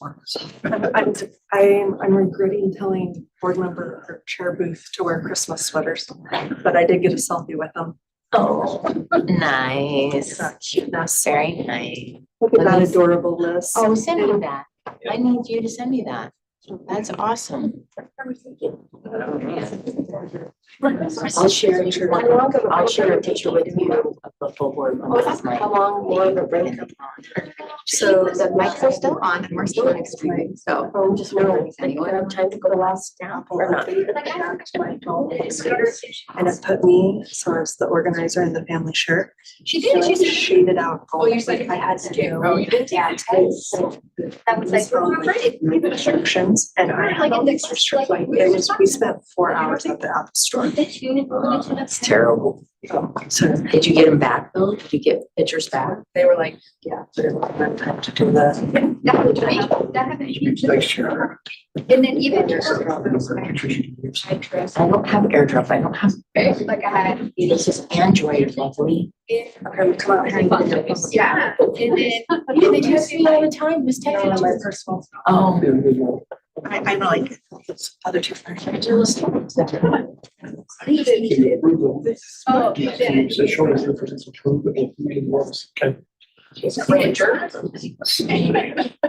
then I get there. Yeah. You know, the teachers like my friend Candace that's there now, that's like. The Candace Green. Yeah. She was. Oh my gosh. No, Megan is, yeah, they got divorced. Yeah.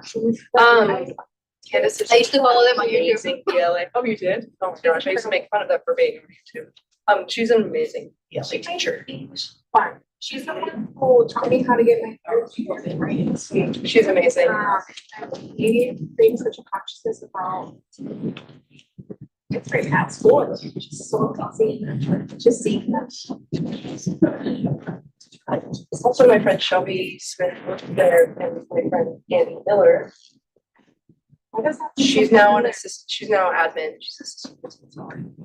Oh, no, not Andy Miller. Her name's Annie, but it's A-N-D-E. Oh, no, we have Kelly Miller. She's at a junior high. She's. They name different. Yeah, she's younger. Yeah, I think Ms. Miller's like way retired. She's like over 60, over 70 years old. Each other at Wait. Facebook. And then the English teacher, wasn't she like an admin? Yeah. Oh, super, yes. She was really sweet. She would do like random yoga processing class sometimes. She would look like headstands. Yeah, she'd be so. She was not my teacher, but she was my ally when I was college. So she would let me come into her writing classes to talk to students about writing person. I was in that grade or TV class where. Yeah, TV, yeah, I was in that class, so she was fun. She's fun. She was such a. She is fun. I didn't even care about it so long. I'm not amazing, actually. think we're getting really tired, but She was such a nice teacher. she was my teacher. Actually, she had been my teacher. Yeah, she's not here.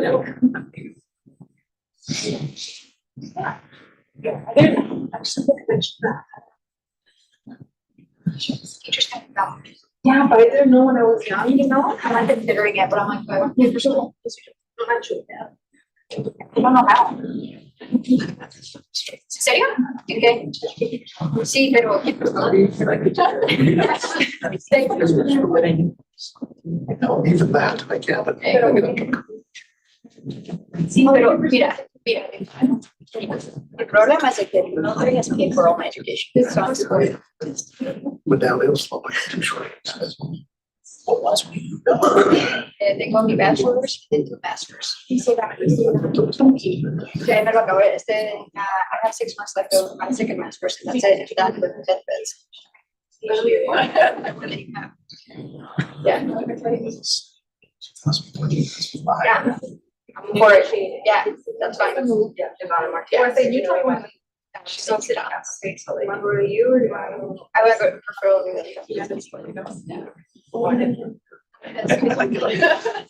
But I can do it online.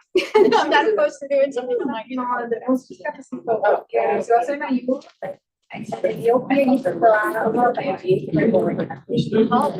Está haciendo.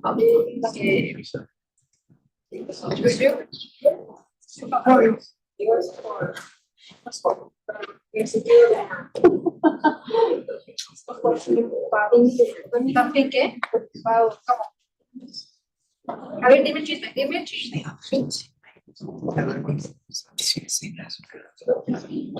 Okay, dame tu número. So weird. So this is a understand. So that's the main person. It's not like crazy. The process. So that's where that training through Los corredores.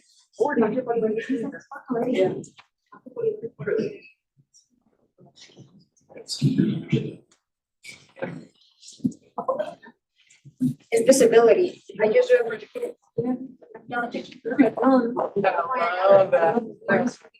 te voy a mandar un mensaje. Pero sí, eso es lo que estoy haciendo.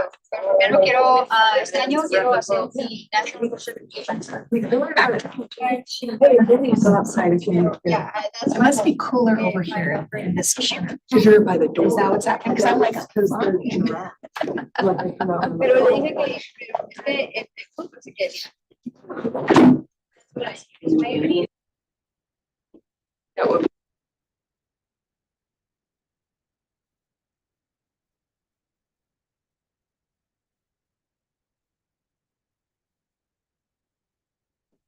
Just have to grab my phone. So that's that.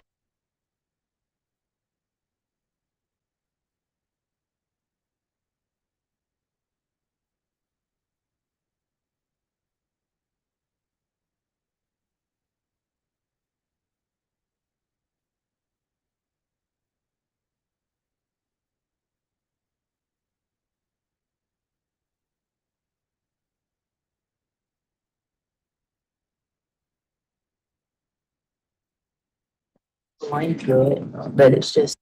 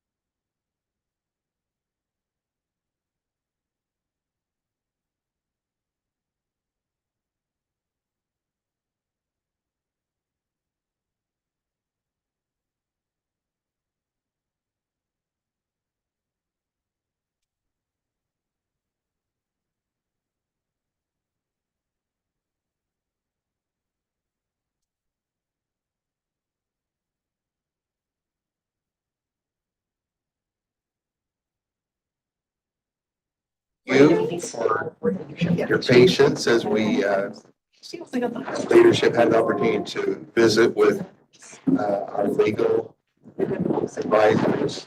And we'll just turn a moment over to Michelle Hughes to give us a little update on what was determined. So based on the fact that the intent of the notice that was given on the board agenda was that it would be postponed to today's committee meetings and that it would move to the full board agenda in January.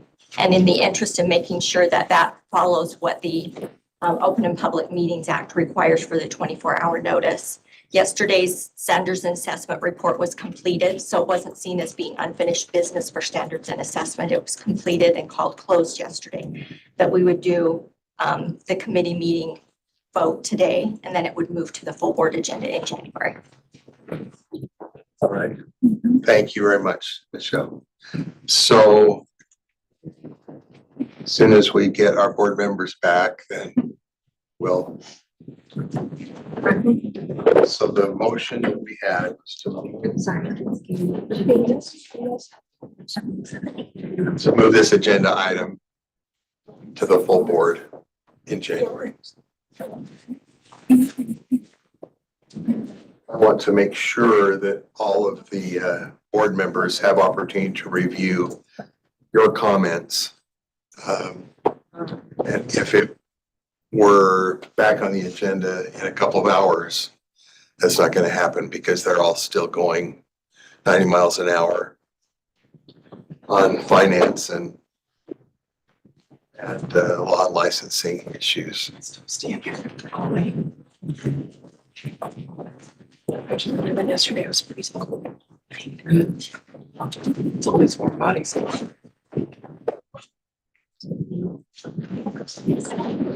All right, so the motion from Member Green is to move the repeal of 277328 agenda item forward to the full board in January. Are we ready for a vote? Well, and I just want to clarify, did we already clarify? Michelle just explained that. Thank you. Appreciate that. So it's on the public record. We're ready to vote. All those in favor, say aye. Aye. Any opposed? No.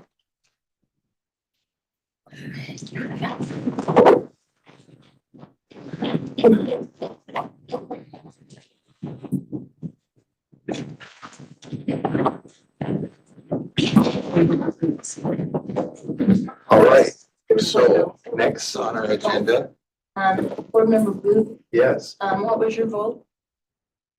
my vote is yes to move it Okay. to the full board. Okay. Okay. The other option is there isn't another option.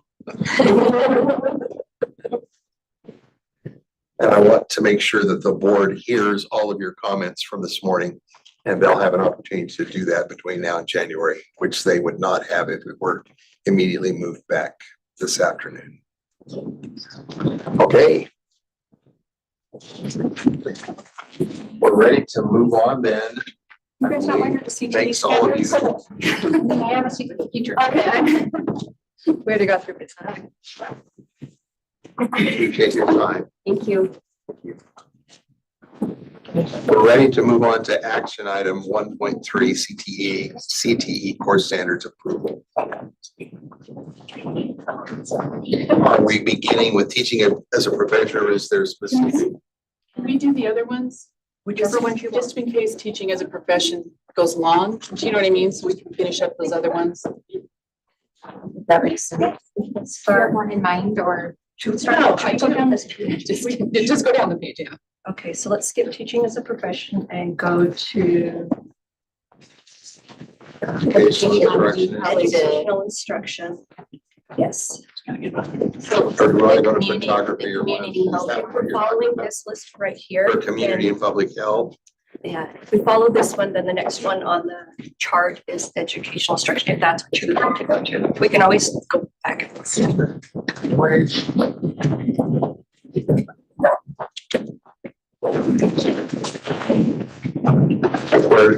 What, So we are on educational instruction. We have Ashley Hicks that is here, and we have the motions document ready. Learning then. okay, educational instruction. Wait, isn't that the same class? Educational instruction, is that not the same as the teaching as a profession? Supposed to be principles, that's. So it is the teaching. So it would actually be, or the. So community and public health. Principles of Community and public health. Standard 2 is what we're at. Community and public health. I thought we were keeping on going to community health. Yes, they are. Okay, those are the same class. I didn't review 2 courses. Have approved teaching as a profession 1 yesterday. Yes, okay, so teaching as a profession 2 is. So nice. Yes. Okay.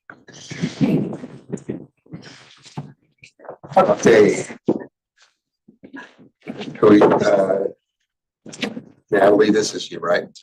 So the first one up, I just asked Maren if, and you guys can just tell me if you want to add it or not. 3 definitions for primary, secondary, and tertiary. Seen that right? I don't know if you want to look at those and see if we want to add those in, so there's an actual definition, or just leave it with those 3 words without it. So. You got the definitions from Maren? Yeah. Oh, okay. I asked Maren if she would mind putting together some definitions that she thought would work for those. Oh, provides clarity? Yeah. Okay. And I don't know if it provides more clarity or if it's just easier or not, so. I think I would make a motion that we put them in there. So that's my motion. Let's just read through them. Yeah, I'm just put a motion on the table so that if, yeah. Okay. All right, so we have a motion. Let's read through them or ask any questions that we might have.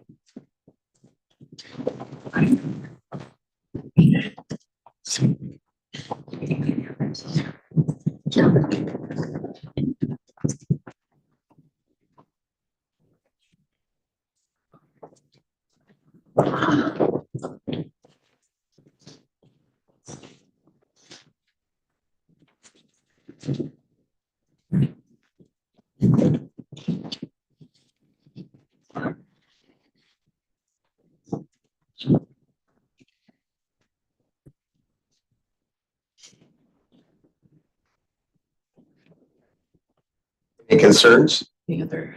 Now that you've read them? Okay.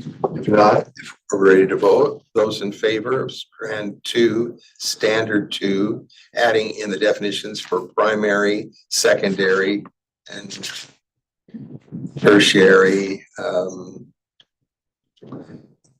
strategies, public health and intervention strategies being used in local communities. Please vote now. Those in favor? Aye. Any opposed? Since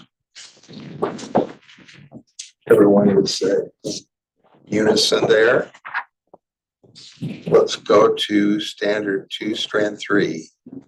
I would move that we strike comprehensive approach to public health to the word informed, so it would read describe a practice to make reasoned decisions related to social determinants of health and individual intervention strategies. Okay, questions? Yeah, just help me understand the difference, why we're using reasoned and not informed. What's the reason for that? Well, informed is a super loose term. If you look at like the Westinghouse What Works website, yes, their definitions of what counts as evidence-based or evidence-informed are super loose, as to almost render them meaningless. So what is reasoned then? Where do you find reasoned?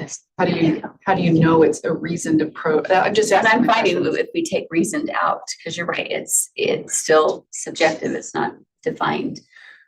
So describe a practice to make decisions related to social determinants of health, if you have a better word. Well, I think it has to be something, that's why I'm asking, is because informed suggests it has some type of research behind it versus reason we don't have any Implies research, but it actually doesn't. If you look at the definitions and how they define informed, it doesn't imply that it's researched at all.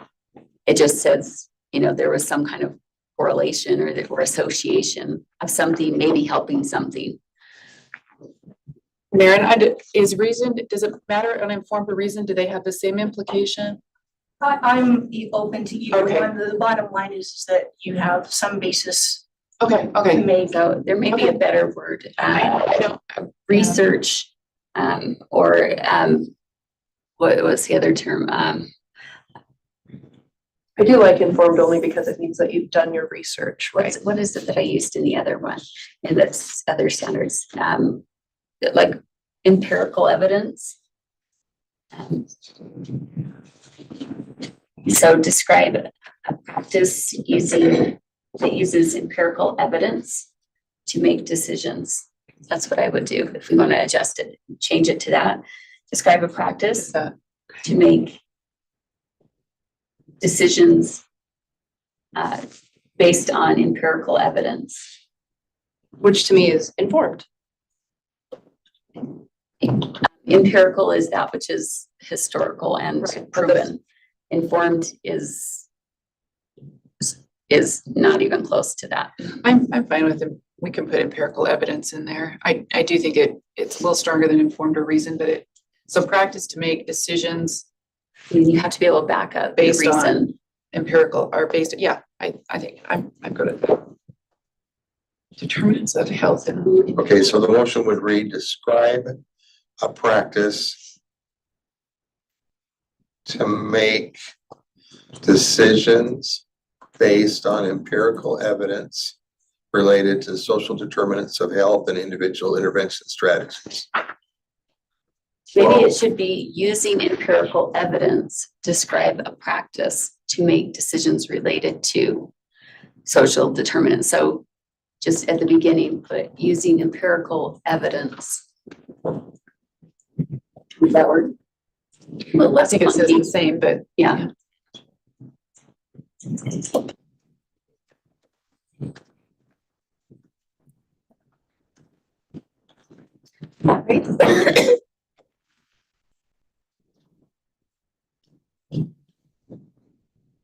Okay, ready to vote? Any other questions or comments?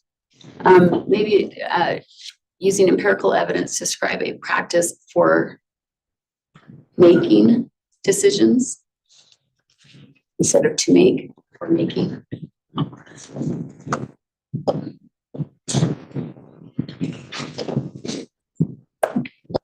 I think we're clouding it up here. I prefer what it was before.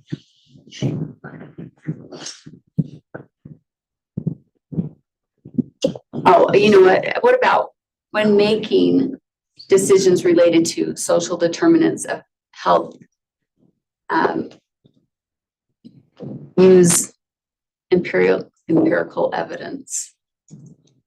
I don't know. I think we're good where it is. Using empirical evidence to describe a practice for making decisions related to social determinants of health and individual intervention strategies. Okay. I think, yeah. Okay, all righty, let's vote. All those in favor, say aye. Aye. Those opposed? No. No. So it passes 3-2.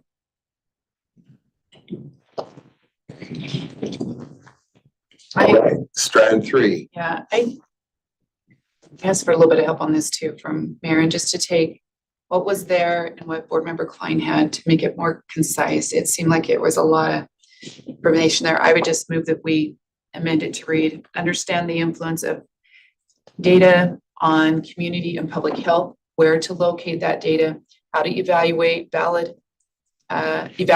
validity, and the impact of data bias. So that it has those components in there, but it's a little more concise. Once again, this is an introductory course, right? So does that work? Okay. Okay, we've got that. Any further questions or comments? Seeing none, those in favor say aye. Aye. Aye. That's unanimous. Okay, now to strand 3, standard 2. So I would make a motion to add to the end the words "and which strategies yield the most reliable data." So it would read, explain data collection strategies used by community and public health professionals and which strategies yield the most reliable data. Is the intention of this standard to just help them I mean, is this like partly like a QI? I don't know what you use, what language we use, quantitative QL, quantitative literacy. Is this like implemented into the course to talk about some sort of quantitative piece? What we're trying to do, excuse me, may I speak? Maren Hansen, CTE, education specialist. The point here is to know that this is a profession that is very data-based. Okay. And to introduce these students to how to find that data, where it is, and to have them start looking at it. We're not trying to make them data analysts by any stretch of the imagination, but getting them introduced to finding it, looking at it. What can we do with it? Okay. I just wondered if there was like some quantitative like message there. Okay. In that case, for me, I think this amendment feels like it's a little vague in regards to the intention of this piece of this standard. And which strategies yield the most reliable data. It's also something that could be debated in a way that kind of is counter to the idea that just talking about how there's data that exists and how to use it. So I'm opposed to this. Okay, and I would say, I do think there are strategies that are more effective than others, sometimes surveys, depending on how you're using them, right? So I think it speaks to that. I don't think you're right, it doesn't have to, this is not an analytics class, right? But I do think knowing which ones lend themselves to more effective research, I think is important. Don't you think that could be argued though? Like let's say for example, I pull from one system or one database, and if that database is the one I prefer, and then you like pulling from a different database, it's like, don't we just want them to know that there are databases that exist with data and information, and they should get it? You know what I mean? Instead of saying which ones yield the most reliable data, because that's always going to be argued. So it could, if you're looking at databases, I guess that's the case. I'm just thinking like there are certain surveys that don't necessarily lend themselves to effective. Totally. A lot of them do, and that's why Is that where you're headed with that? saying Make which sure that- strategies yield the most reliable data could be up to a lot of opinions on which data is better. And So that's, why do we and which study is better. So the idea is mostly to help the students know that you can go out and collect data. There are different, you know what I mean? It's not trying to say this is the best one, but there's data. It's important to collect the data, not let us tell you which ones are the most reliable. So one of the things that the method is important of how the data was collected, and because a lot of, like you said, surveys, depending on how the questions are asked, which speaks to the fact that, we put a lot of trust in data and data-driven decisions when you can find any data out there that you want to push the outcome or results or practices that you want. And everybody has a reason for why they want to push a certain thing. And so it makes it so data can be very biased and unreliable and be used to drive agendas, and then that the agenda backs as saying this is data driven or this is science, when really with the sophistication of data collection these days, there's as much data out there as there is anything in the world. And so you can just cherry pick that data however much you want to create the results you want. And so, your point speaks to the fact that we should not be so religiously tied to data that we don't question the data. And we don't double check how it was collected and the presuppositions behind the questions that were asked to collect that data so that I think you you're know making it's my point, unbiased. actually, Yeah. fully. You're making my point, Yes. actually, which is that I think that's why I think leaving it more simple and just say, explain data collection strategy used by community public health professionals is much better than getting into the semantics of, and which Right. strategies are the most reliable. Well, and that's why I've added, and which strategies yield the most reliable data. So they have to know the methods. Right, but They that's. have to be able to could be tell argued, the right, well, methods I that were agree that used to is- collect the data in order to ensure that that data is somewhat, if not very reliable. So it's not just any cherry picked data that has, was maybe not collected in a maybe ethical way. Or self-reported data, for instance, is the least reliable data that's out there versus other more scientific ways of collecting data, like randomized controlled trials.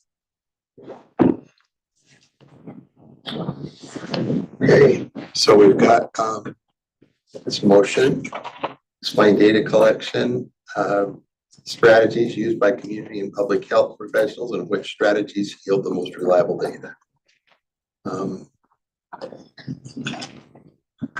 And we don't have Jenny's yet, right? You know what, that actually is supposed to go down to the next one, because I kept thinking this doesn't correlate. yeah. So just, I know it's, I kept going, why I don't understand it, it just slide it down. Okay, all right. So, thank you, that's why I reached out, I was like, this isn't making sense to me, so. Okay, let's vote then. Everyone in favor, say aye. I Those opposed, no. know, Passes 3-2. Okay, I would move on the next one, that change the language to evaluate how data is used, evaluate how data is used, just so it doesn't need that in there, I'm sorry.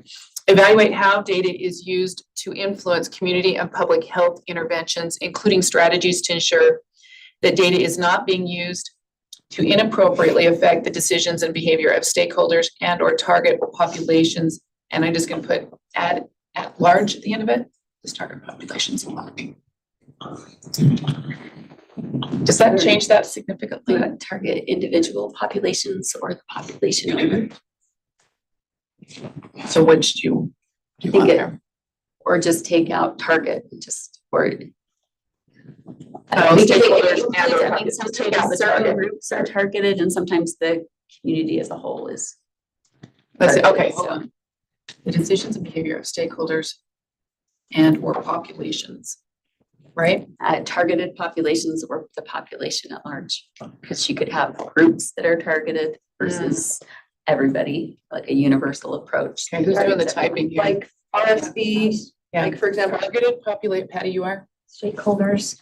Yeah, And targeted populations or populations at large and or populations at large.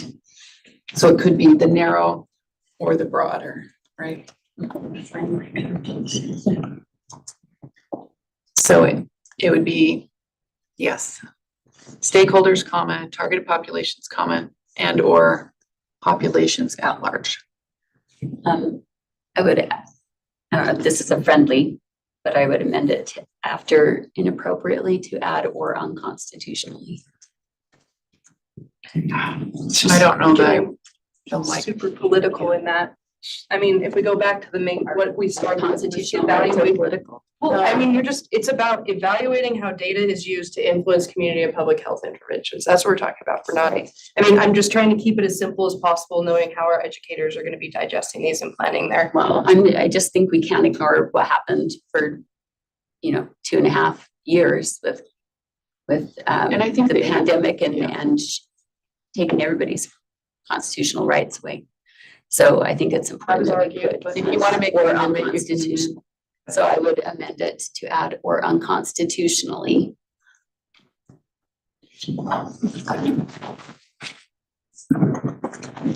did you say that was a friendly amendment? Was that- No. Okay. I don't know that it's just not necessary, I don't think. So you Okay. need it or. front of it. Let me just put it down there. All right, so we have Member Klein's motion, which adds in the constitutionally. Where did you want it at? So or goes right before unconstitutionally. So, and it would fit in after inappropriately. Inappropriately or unconstitutionally affect the decisions and behaviors of stakeholders and target population and target populations or the population at large. Should just be or populations at large instead of and slash.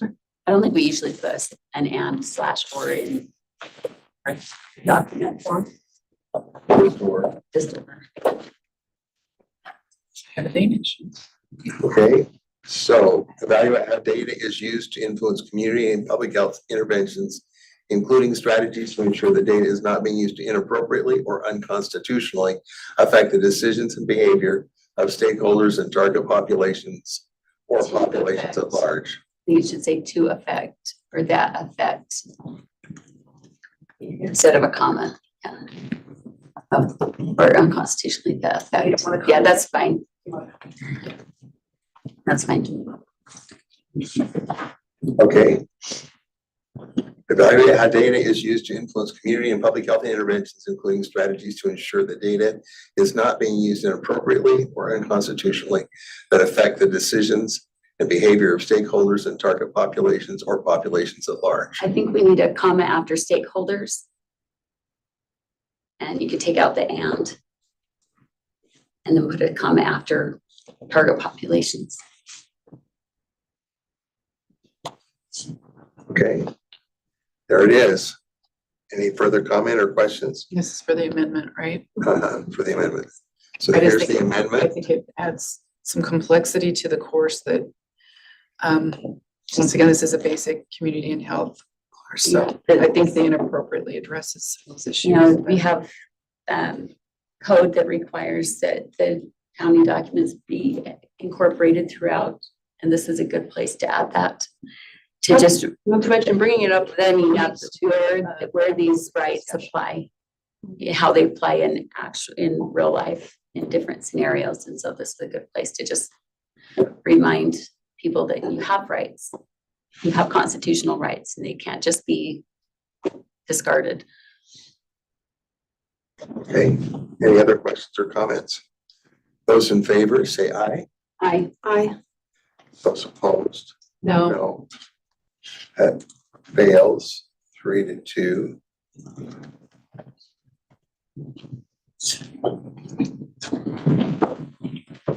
All right, Make a substitute motion for line wording on motion that's on the screen. all right. So it says evaluate how data is being used to influence community and public health interventions and how to ensure that the data is never used to compel or coerce an individual or group into a certain healthcare intervention or decision against their will, deny them access to healthcare or community services, products or goods, or infringe on any of their individual rights guaranteed by the U.S. Constitution. Okay, any questions? Those in favor, say aye. Aye. Those opposed? No. No. Sorry, I'm a little unclear on what that is. Can I just, what was the difference? Well, you've got This one coerce, instead of- you've got compel, you've got language in there that's different. So it's this one instead of So the Klein motion is line voted. motion that they're calling it. So the writing committee was the far left column, then we voted down the Earl motion, Well, no, the amendment. the amendment. You voted to line. It's a substitute motion. I did a substitute motion to do. So they can see It's this. right. No, no, no, no. It's, yeah, keep going, no, keep going. Keep going, yeah, the third column. It's right there. Right there. Yeah, which I just read that. Oh, that's all. Yes. We take a vote. Okay, You did vote. So did you vote? I did. Yes. Yes. Okay, so we've got You're back to that. 2 yeses and 3 no's on that. Is that right? Okay. Now back to the member Earl motion. Until 2 to 3.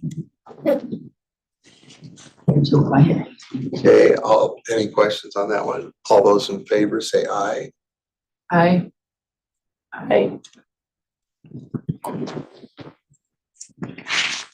Those opposed? No. No. Member Booth, can you repeat the votes so that Andrea can hear? Can you repeat the votes after they gave them so Andrea can hear? So we're having a hard time hearing it. So on the one that we just did, The last. The substitute motion was, Yeah. it fell to 2 to 3, right, with Klein and Green in favor? Yes. Okay, and now we're back to the original motion with member Earl, We just, I right? think we voted. We're waiting for board member Bruce. Oh, okay. Yeah.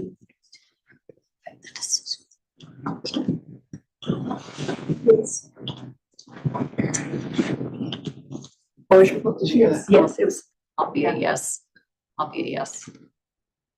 So that passes 4-1. Board member Booth, opposing. Okay, then on community and, Is it no? Okay. then on community and public health, which strand 4, standard 3, I would recommend replacing empathy with compassion for others, and then professionalism after resourcefulness. And I'll just speak to that real quick. When you look up empathy and sympathy, there's like this battle there's an odd battle out there, and anyways, I looked this up going, okay, well, what's the big difference here, right? And I don't know why there's such a political battle here, but well, people could theorize. What are we saying? We're just saying we want people to be compassionate for others, right? So if you fall on the sympathy side, you could fall there. If you fall on the empathy side, but in essence, the intent is that we have compassion and thoughtfulness for others. So let's just put that language on there instead of trying to battle out one or the other. I would make a substitute motion. Because I think the same argument applies with compassion, to just strike that. To just strike that bullet point altogether. I think the professionalism covered, and I'm good with professionalism. I think that covers what we need to cover. You're not going to be rude and unfeeling or unkind if you're being professional in your job. Then we just take out that aspect that is so hotly debated and forces people to feel in ways that maybe go against their nature. Empathy is so good. Foundation of so. But it's forcing not. empathy on people. You have to learn To be empathetic, or say that you're not empathetic if you don't respond in a certain way. I'm obviously opposed to that, so. so as soon as both of you are finished, I would just like to say, go ahead and finish. Yeah. We can do it respectfully. I would love to reclaim the English language. I would love to be able to be free to use words that I have used for 30 years until I got on the State Board of Education. And I don't care what anybody else in politics is, how they've changed the use of the word. I'd love to define, if I need to, how I'm defining the word, and how I'm defining the word is the traditional old way we used to use the words when we were trying to be articulate and communicate clearly. And because now we live in a world where people are robbing terms from public education vocabulary that are critical to healthy lives and happiness and liberty and all of that stuff. I think we need to work on reclaiming, and if we have to redefine not redefine, just reiterate what we mean and what has always been meant by these words until somebody got a hold of them and decided we can't use those words anymore. We're gonna end up with no words left at the rate we're going. All of these great things that we've been doing in education and in church and in community and in life, I just refuse to let somebody rob me of that word because it means this and this and this. And I'm very interested, you know, Natalie and I were talking yesterday in meeting about, can't even remember what was the list of something. Workplace skills. What was that? Workplace skills. Workplace skills.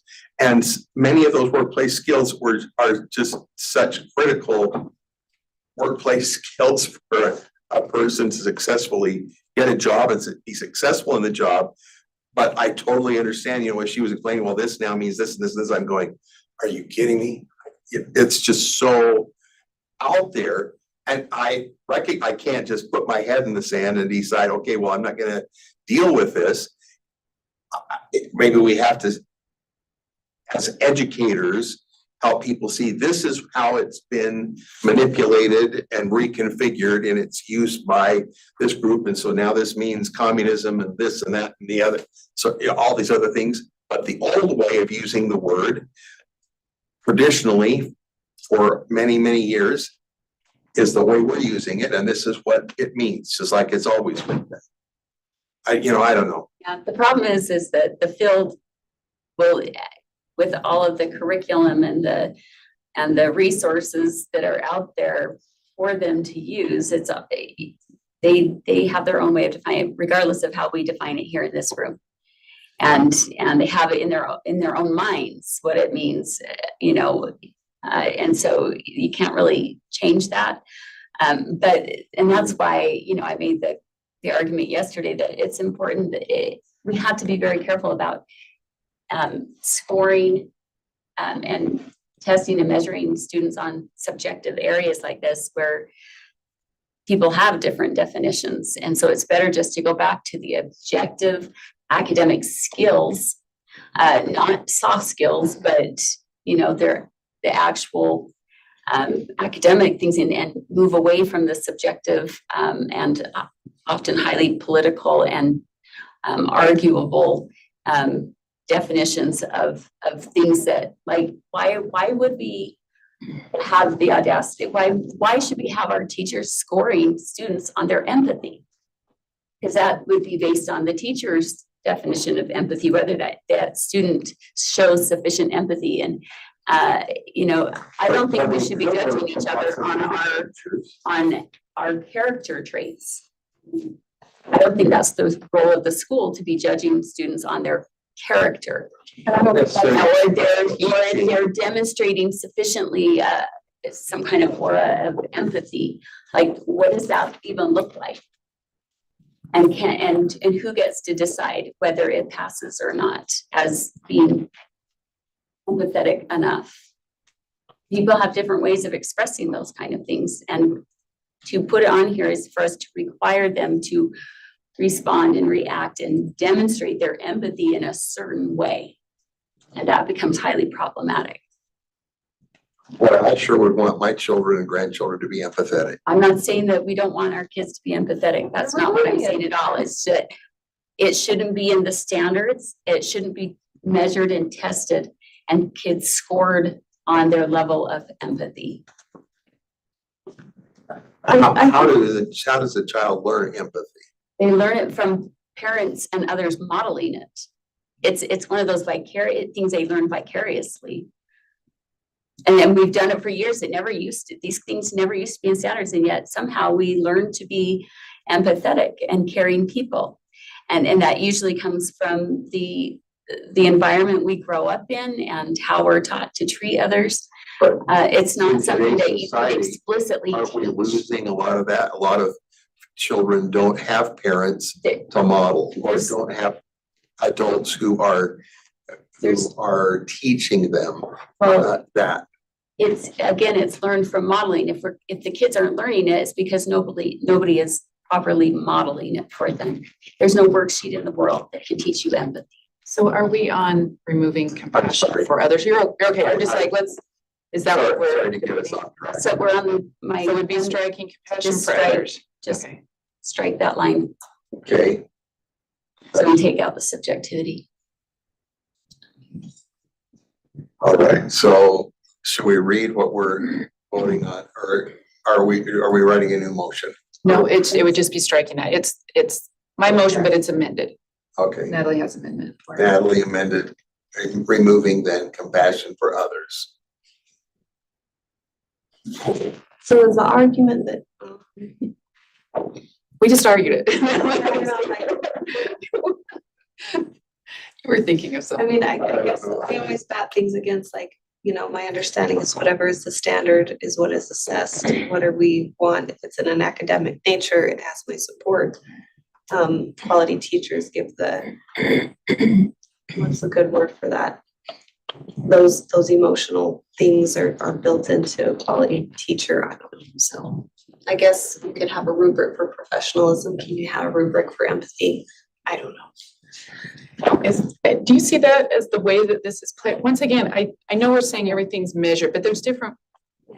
It's more of a, let's look at these characteristics and apply them to this profession. Why are they important as traits for this type of professional? Is really what we're looking at. I don't know that we're necessarily going to test them on their empathy, if that makes sense. Right. But That's what I having was them trying to. understand that these traits are a part of this profession.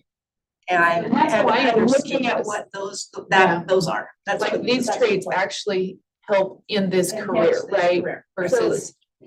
Yeah. The doctor that came up with chemotherapy, he was one, I mean, he was brilliant and he came up with this life-saving technique. Did he have great empathy? No, he was actually kind of crass and not likable at all. But does that mean that he shouldn't have passed a class in this? I'm wondering, yeah. Yes. Patty? Yeah. I just want to take us back to what the verb is, and that might help with the looking at assessing something. The verb used is analyze characteristics needed in. It doesn't say demonstrate characteristics of. So it's saying analyze these characteristics that are needed in community and public health. And so then for them, I can see as a teacher to be able to go and here's some characteristics of, and then for them on a test to be able to say, are these characteristics of, and or what might some of the characteristics be, or choose and discuss. So just going back to the verb, isn't to have them demonstrate, so that the test would be, can you pick it out or can you describe it, what it looks like? So if I had to pick a doctor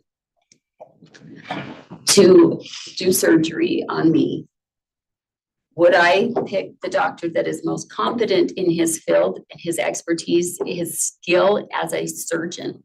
Or would I pick the really nice, friendly one with bedside, great bedside manners, but is crappy at his job? He is not a skilled surgeon. It's really not needed. It's a nice benefit, but it is not needed. And I would pick the doctor any day that was the skilled surgeon over the other guy that just knows how to make me feel good by how he talks to me. I actually would disagree with that. And the reason why I say that is because if you've had to go get immunizations or you've had to go pick things up, I actually want someone who's compassionate for others versus someone that. But if you have to pick between the two. Yeah, but I don't have to pick between the two because I would pick someone who I'm able to engage with. You would find somebody that hopefully has both. Yes, that's what I'm Right? saying. But you're teaching the skills so you can have both. That's the point of this class, is that saying these things are important. If you're engaging with the public, to have compassion towards those you're engaging with makes you a better. Yes, but who gets, again, back to your original point, who gets to define what that looks like? Well, whoever is the employer, probably. So if I work for this one boss, Yeah. they're gonna say it's this way. And I work for another boss, and you either adjust with the new bosses or you find a new job. Professionalism. That's What's that's what's captured in professionalism. And because, to your point, if you have different bosses that expect something different, the teacher is probably going to teach it in a different way as well. So let's just stick with professionalism. If we're professional, we don't have to be in that realm of subjectivity. Well, yeah, okay, I see that. I'm ready to vote. But I just wanted to say, I still am all for, I hope and pray that my children and grandchildren will have teachers demonstrating and modeling and teaching and making some corrections when they see my child being rude or doing whatever, or because they will be sometimes. That's just. It's just not something that can be assessed on or. No, or shouldn't but be assessed on. they'll find ways to teach in a loving way that this is the Absolutely. kinder way to do it, or this is the better way to do it. Because it's a crazy world. Okay, we're ready to vote, and all those in favor of striking compassion for others, that's the only change, right, that we're looking at. Please say aye. Aye. Those opposed? No. I'm saying I only because I feel like professionalism can encompass that as well. And I think compassion for others is I guess I could make an amendment. Like I would unstrike compassion and add professionalism. It's already there. It's already there. Okay. So. Oh, okay, so no. Because professionalism covers Are you changing? compassion. And I like compassion and professionalism. I think they're just both great. And So clarifying the votes, we have board member Green. Yeses. Yeah, and Klein are yeses. I changed mine to a no. You're a no. Okay, board member Klein is a no. Thank you for clarifying. It's really been hard to hear today. I don't know if it's because the heater is Sorry. blowing, but it's hard to hear it back here. And Is that correct? Okay, then we have to pass the motion. so go back to the original motion. Adding compassion for others and professionalism to the list. okay, so that's it. We're adding compassion for others and professionalism. All those in favor say aye. Aye. Aye. And those opposed? No. No. So that's one, For professionalism. 4 to 1. No, I move that we move community and public health CTE courses to the full board as amended for board approval.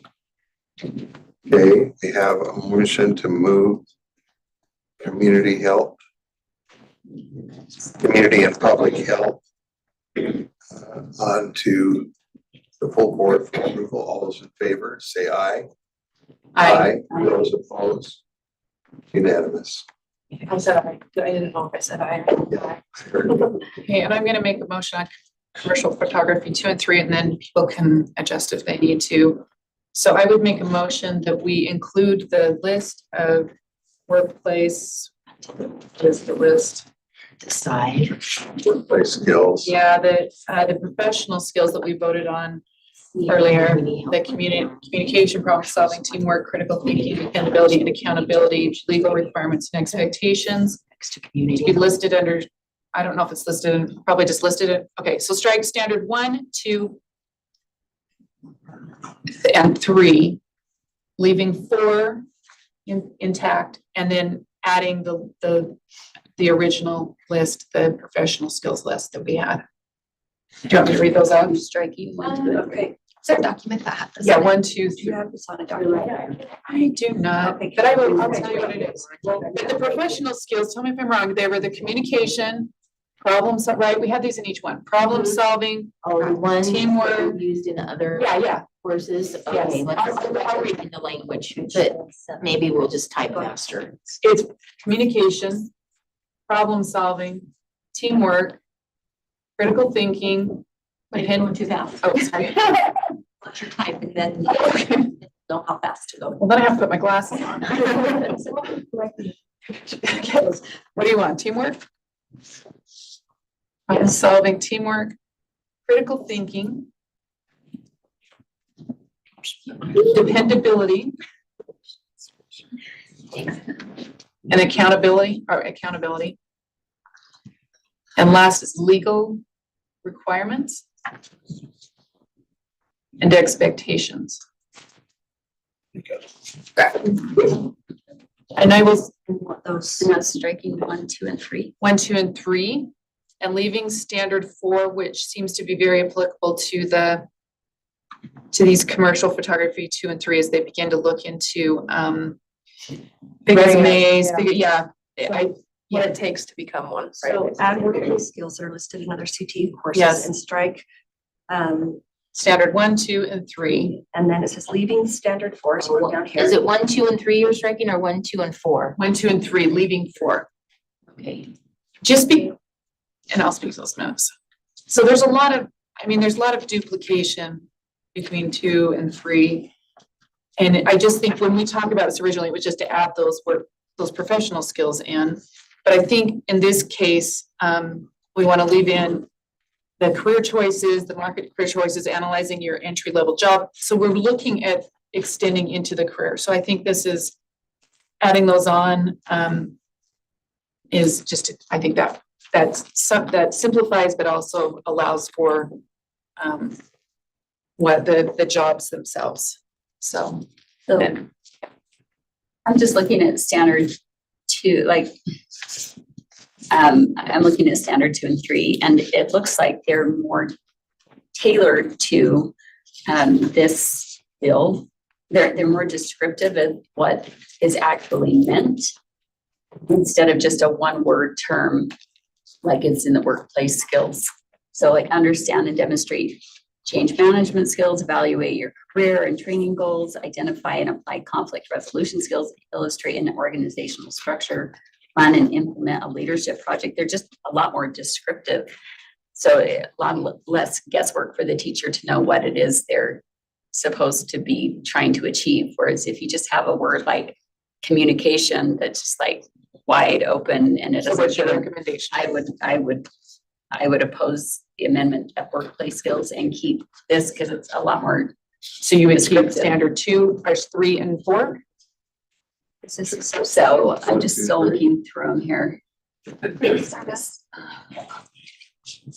I'm fine with that. If I just want us to, originally there was skills, a lot of recommendations on all kinds of edits, and then it would just put these in instead of trying to do that. So, yeah. It's just like the last, I don't know. It's the very last page. 2, 3. So you want to leave in standards 3 and 4 in place of the workplace skills? Yeah, I wouldn't add workplace skills. I would just keep 2 and 3 the way they are. And we're fine with leaving 4. Well, 4, I thought was relevant to the. We say leave straight. Member Glenn, can you clarify your? Yeah, I mean, there's a couple of bullet points that I would, in standard 1 and 4 that I would change, but the rest I think are fine. Member Klein, would that look like a substitute motion or a friendly motion? Let me see. What we have to be a sub, because it's might be easier to sub it than it is to try to. As a substitute motion, is it to strike standard 1? Is that basically what it is then? Is strike standard 1? I would motion to keep standard 1, 2, 3, and 4 with and I would, there's a couple bullet points within those that I would tweak. How about I pull them over and then you can do H lines? So hold on really quick. Sorry, you just did it. Oh, you just did it? I'll just, okay, thank you. So tell me what to strike on standard 1. So just first bullet point. And develop collaboration skills. Yeah, I would just understand and develop skills for working together. That's what I would say. You want me to substitute it with something else? Develop skills for working together instead? Okay. Can we get some clarity real quick, if I may? Yes. Absolutely. We're looking at which course, just to make sure we're. Photography 2 and 3, the very end. Correct? And 3. They're not the same. They're not, but that's what we're looking at. So there's level 1, level 2, and level 3. My understanding is they were the same. That's why we put them together. Yes. So thanks for checking on that. Commercial photography 1 has level 1. Commercial photography 2 has level 2. Commercial photography 3 has level 3. They are all different. So when you're talking So which about. one are we looking at here? What's You here? were referring to commercial art photography 1, standard, strand 1, 2, 3, and 4. That one's already been passed to the board yesterday. Right, but what's here? Strand Here. 4, standards 1, 2, 3, and 4. What are we looking at here? So like commercial photography 2 has, commercial photography 2 is level 2 and it has. I was thinking, I was under the impression they were the same and we were gonna simplify. Sorry, the new skills framework is the same for all 3 levels, but the old one that we're referring to has different. So commercial photography 2, standard 7, strand 7 has 6 standards. I think what you're looking at is. Is 1, level 1. Okay, let me pull it up so we can, And 1, we've already yeah, approved, okay. But we. did we not? Yeah, that was approved Yeah. yesterday, correct. So if you look on the document that Talia had sent to the board, it does state on the document that was approved yesterday that depending upon the decision made today, might change, we would make it consistent. Correct. In commercial photography 1, 2, and 3, Okay, depending upon the decision made today. well, I don't know, I was just gonna pull up 2 and 3 and see where. And the page number it's on. I think I have it here. Commercial, okay, so I have it, if I have 2 pulled up, it's on page 79 roughly, depending on what you're looking at. And I think that's what's up here. No, it's not. Because 3's, no, it's not, you're right. You're right, it's different. Yeah, they're different. So level. So you want me to read, let me read out 2. So it says, standard 1 says, understand and demonstrate reliability, determine individual time management skills, explore what's ethical in the workplace or school, to demonstrate awareness of government, demonstrate awareness of professional organizations and trade unions. Standard 2 says, understand and demonstrate responsiveness, define the customer, recognize benefits of doing a community service project, demonstrate social etiquette, identify customer expectations. I guess if I remember right, the reason why we were putting that list there is because it overlapped some of these, right? That's what we were gonna do, is put the list there, but Board Member Green wanted to make sure there were some components built into that were unique to this course itself and maybe to business. So Section until it gets all straightened out. what's that? You just. Can we just, I'd just like to make a different motion to defer this till January. And get it straightened out. Have more time to work on it. I'm gonna put this at the bottom of this, say, I would say, I actually don't wanna, I don't have a, I actually would say we move it forward then the way it's written, and amendment could be made then. Just because we have, this has been sitting there. Or that we make some kind of a recommendation. That's my, that's all right, we can vote on that. I just. Make a recommendation like, review and align with 2 and 3 for consistency or something?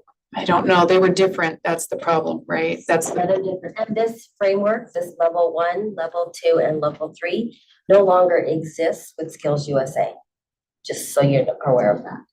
So it has been replaced with a new framework. So do we need to align with that framework? is that a motion? Yes. It's up to you guys. Okay, I mean, I understand that, but like with Skills USA students who are then going to compete and do those sort of things, To be that looking our at the new standards framework. are aligned, because. And that's why I think Okay. we were gonna do that one that we have consistent throughout the others, is because it could be flexible in the usage of those. Okay, Yes. that makes sense. So I have Board Member Klein's motion on there to bring commercial photography 2 And 3. 2 and 3 back to committee in January. Okay. We have a motion from Member Klein to bring commercial photography 2 and 3 I back think to the one that's committee in January. posted, just one quick, I think what we have posted is photography 2. the end of it. Am I right in saying that? Because I'm looking down at.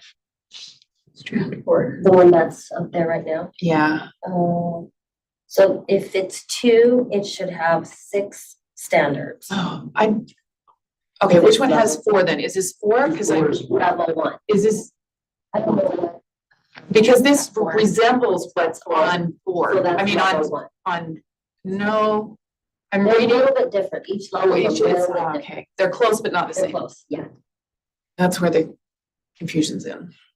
Cause you're building your skill set. Correct, correct. Yes. Okay, so by level 3. That's why, like, there's more standards in there. Okay, so we have Member Klein's motion to bring commercial photography 2 and 3 back to committee in January. All those in favor say aye. Aye. Aye. Those opposed? No. Okay, so that was 2 against 3 or 3 against 2? I have no idea. 2. Board member Real. 3 yeses. Board Member Real, Chair Booth, or no's, and then opposite.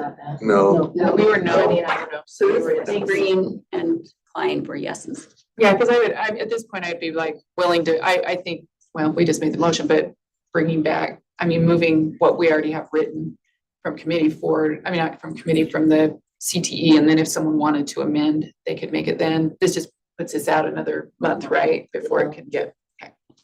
That's what I thought. Can I Okay. just clarify the framework that you're talking about? It's different than what's in front of us. The current framework from Skills USA is different than what is in front of you in the strands and standards currently. Okay, so how does that framework apply to these standards that are in front of us? Like, how do they work together? Or one is replacing the other? Well, they just updated so Skills USA took away the levels 1, 2, and 3 and made it one framework for all. Is that how it should be in our standards One then? is technical, one's professional, one's. There's a 3. So we have, but correct me if I'm wrong, we have components of that. This is built around that. Correct. Right, even if. Around the They new. simplified it. The new framework is simplified. Because it talks about dependability and, right, and those. There's technical skills, personal skills, and workplace skills now. So you think that what we have in front of us and on our draft works with that and is sufficient, or do you need, should it be changed? As a teacher though, I have to teach what's the current framework because that's what students are going to be judged on when they go to competition and when they go to the workplace. This is So what regardless of what our standards say, you're gonna teach to the framework. Or in addition to, because I want my students to be successful in their competitive event and in their workforce. Big assessments. So Skills USA is a national theme, right? So Right. it's no matter where they go, they're gonna be asked about the framework. So it just kind of, what is the point, I guess, of our standards, if that's the case? Whereas I would still have to cover all the strands and standards because my students could be tested on them. And then I would just add to it whatever I needed to. In looking at those, it's reflective of what's here. I mean, it's not like it's, oh, you got a whole different set of, right? It's not like we're saying, oh, we just discovered this new workplace stuff, right? And this is successful. No, it's the same. I think they just simplified, but if I'm right in saying that, but these items, it's not like. It's incorporated. Yeah. Yes. Yeah, that's why I So if understand. you were to leave it, I would probably just suggest you take off level 1, 2, and 3. Just the verbiage level 1, 2, and 3, but not what's under Level it. 3, yeah. Just take off the verbiage level 1, 2, 3. Yeah. Because what's on currently is just more detail. So you could still cover. What's on here. Yeah, It's got yeah, it's got more detail. Okay. Okay, So we don't want to get rid of the detail. Which means you would prefer more fleshed out descriptions than just the workplace skills list of words. Is that what you're saying when you say more detail? No, I'm saying what is there now has a lot more detail than what is the new right, one. because one will say, for example, and tell me if I'm wrong, one says, plan and implement a leadership project. But the skills are not gonna ask you to do that, but those skills will be reflected in the leadership project, right? Yeah. Okay. And they still have to do leadership and they still have to do planning, organizing and management. Yes. Yeah. In the new framework. Could we, just so I can put those two together, could I just get that email, just the framework of the skills, or where could I find that? Yeah, I can send it to you. You can just go to skillsusa.org. Okay. It's on their webpage. So it looks like this. culinary class. Yes, like this. So in order, so She's right in the middle of all of the motion passed 3-2. And then what information can staff provide to you in preparation for the next committee? So Well, I really still like the idea that you came up with after we voted. So I'm thinking, the reality is we're probably gonna have to have another meeting. Am I right? Because I'm looking at lunchtime. Not that that's It's the most important 11:22 thing, right now. but we have another course to get through. The reality is we're gonna have another meeting. Instead of putting it directly to the board, then it would be putting it on, right? Am I speaking correctly? Anyone correct me if I'm wrong here in this committee? Well, We're not gonna get through the teaching course in Correct. 40 minutes. Is that understood? Mhm. So Yeah. we're gonna have to have another meeting so we can, if we wanted to set that there, that allows people, and we can still bring it forward on. Is if we just would need to amend the motion that was made, because we said bring it January instead of just saying another meeting. Right? Did we say January? It was specific. It was specific to January. Specific to January. We'd need to go back and redo that motion. January full board is what you're wanting it to come back to? No, another, just it'd be say another meeting, because we're gonna have to have one for the other. A special standards and assessment committee. other standards and Oh, assessment. does that make sense? It could be a special one. Talia is on special. Chair Booth, See, Chair Booth or Vice Chair. Talia Longhurst is online, who has her hand raised. terrific. Talia, welcome.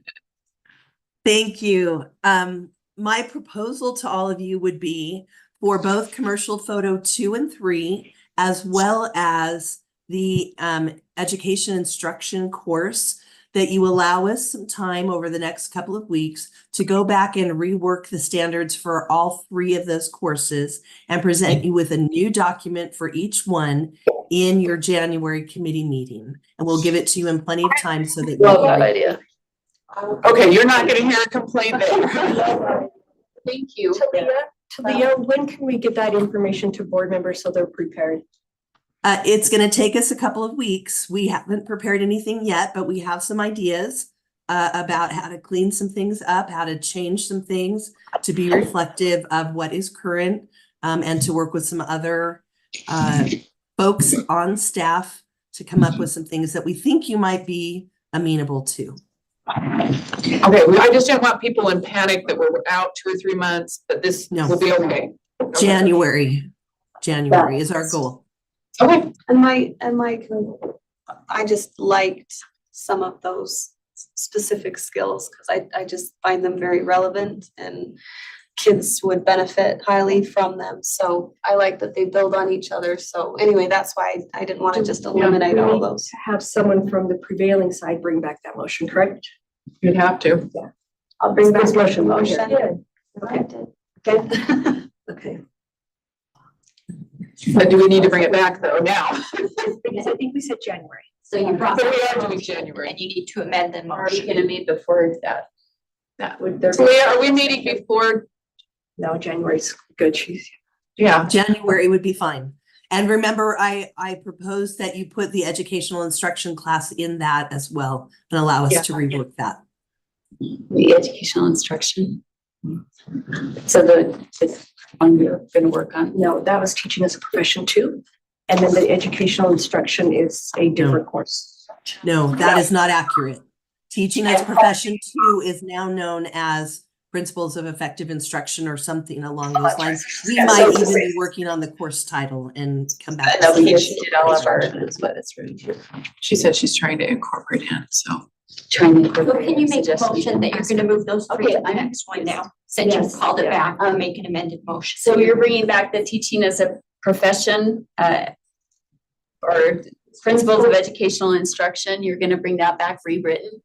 Yes. And try to incorporate our amendments. Is that what you're saying? We'll look at that, and we will also be working with digital teaching and learning folks to try and make sure that we've incorporated some information that we've gotten from them. Okay, so to bring back. So.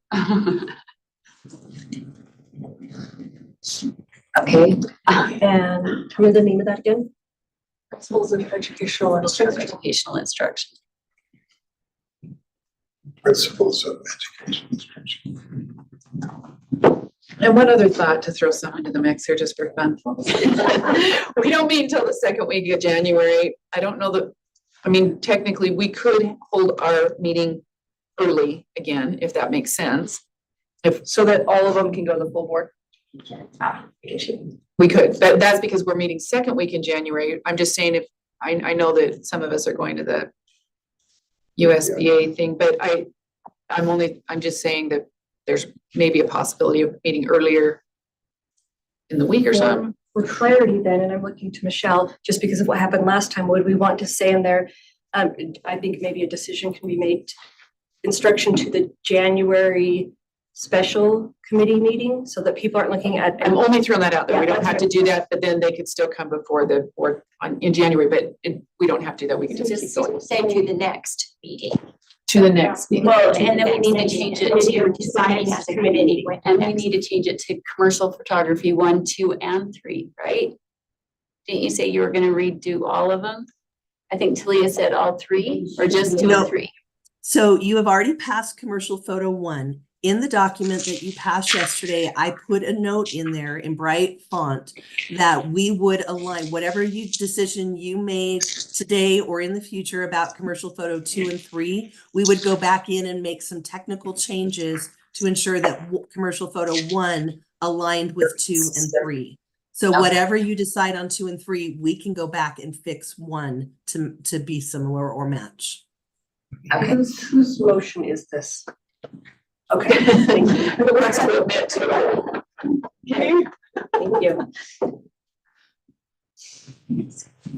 Okay, so to bring commercial photography 2 and 3 and principles of educational instruction to the next committee meeting. And Jenny, you're saying that we meet before January 11th in a special board meeting? No. Okay. No, what I'm saying is there is the possibility, if this group was interested, to, instead of holding our regular meeting on that Friday, to hold it earlier so that these could come on the regular board meeting. Not necessary. We've done that before. I'm just saying, but I think we'd make sure there was an understanding prior to leaving So today. instead of Friday morning, we would do. Like Monday or the Friday before. Yeah. At a time that's convenient. But we would need, I'm probably speaking for board member Klein here, but we would probably want any changes before the holidays. Does that be done? Is that outspoken? Just so that we could look at it, have the time to look at it. Yeah. So. Could we happen the third week of December? I'm just throwing that out there. I just, because if no, then we can maybe shoot for another date. Oh, yeah. She's thinking. Yeah, third week in December is pushing it a little bit. like We that. might be able to get there. We can work really hard if that's what you Well, and choose to do. If not. If not, then this group will, I guess if we can get them earlier, then we'll have the time. If not, then we would just hold our regular standards and assessment, which would be the next committee meeting. So I guess it would just be a matter of communicating. So let's make this promise. I will meet with Christina and Ashley immediately after we're done here today. We'll look at how much time it's going to take, who we need to involve in writing committees, et cetera, to get that reworked. And then I'll get with Patty and Andrea and we'll give you a kind of a timeline. Okay, so does the next committee meeting work then? Yeah, because it could be, It could be one or the other. earlier one or the regular. Before the next meeting. Okay, that sounds great. So we have this motion to bring commercial photography 2 and 3 and principles of educational instruction to the next committee meeting. And this is Member Green's motion. Seeing no further discussion, let's vote. All in favor, say aye. Aye. Any opposed? Unanimous, thank you. Look at that. And like that, we're on our last agenda item. Was that our last agenda? We still have 7:16. Okay, good. Stick with that motions document though, for those that are working. Oh. I would make a motion that everywhere it says Utah State Board of Education, that it go back to board.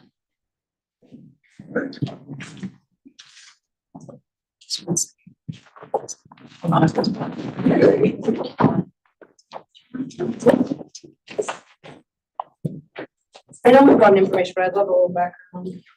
Just to. Thank you. Thank you. Happy holidays. See you in 2024. You like you really like. We do. Thank you for everything. Maybe I should put like one piece when I was doing your stuff.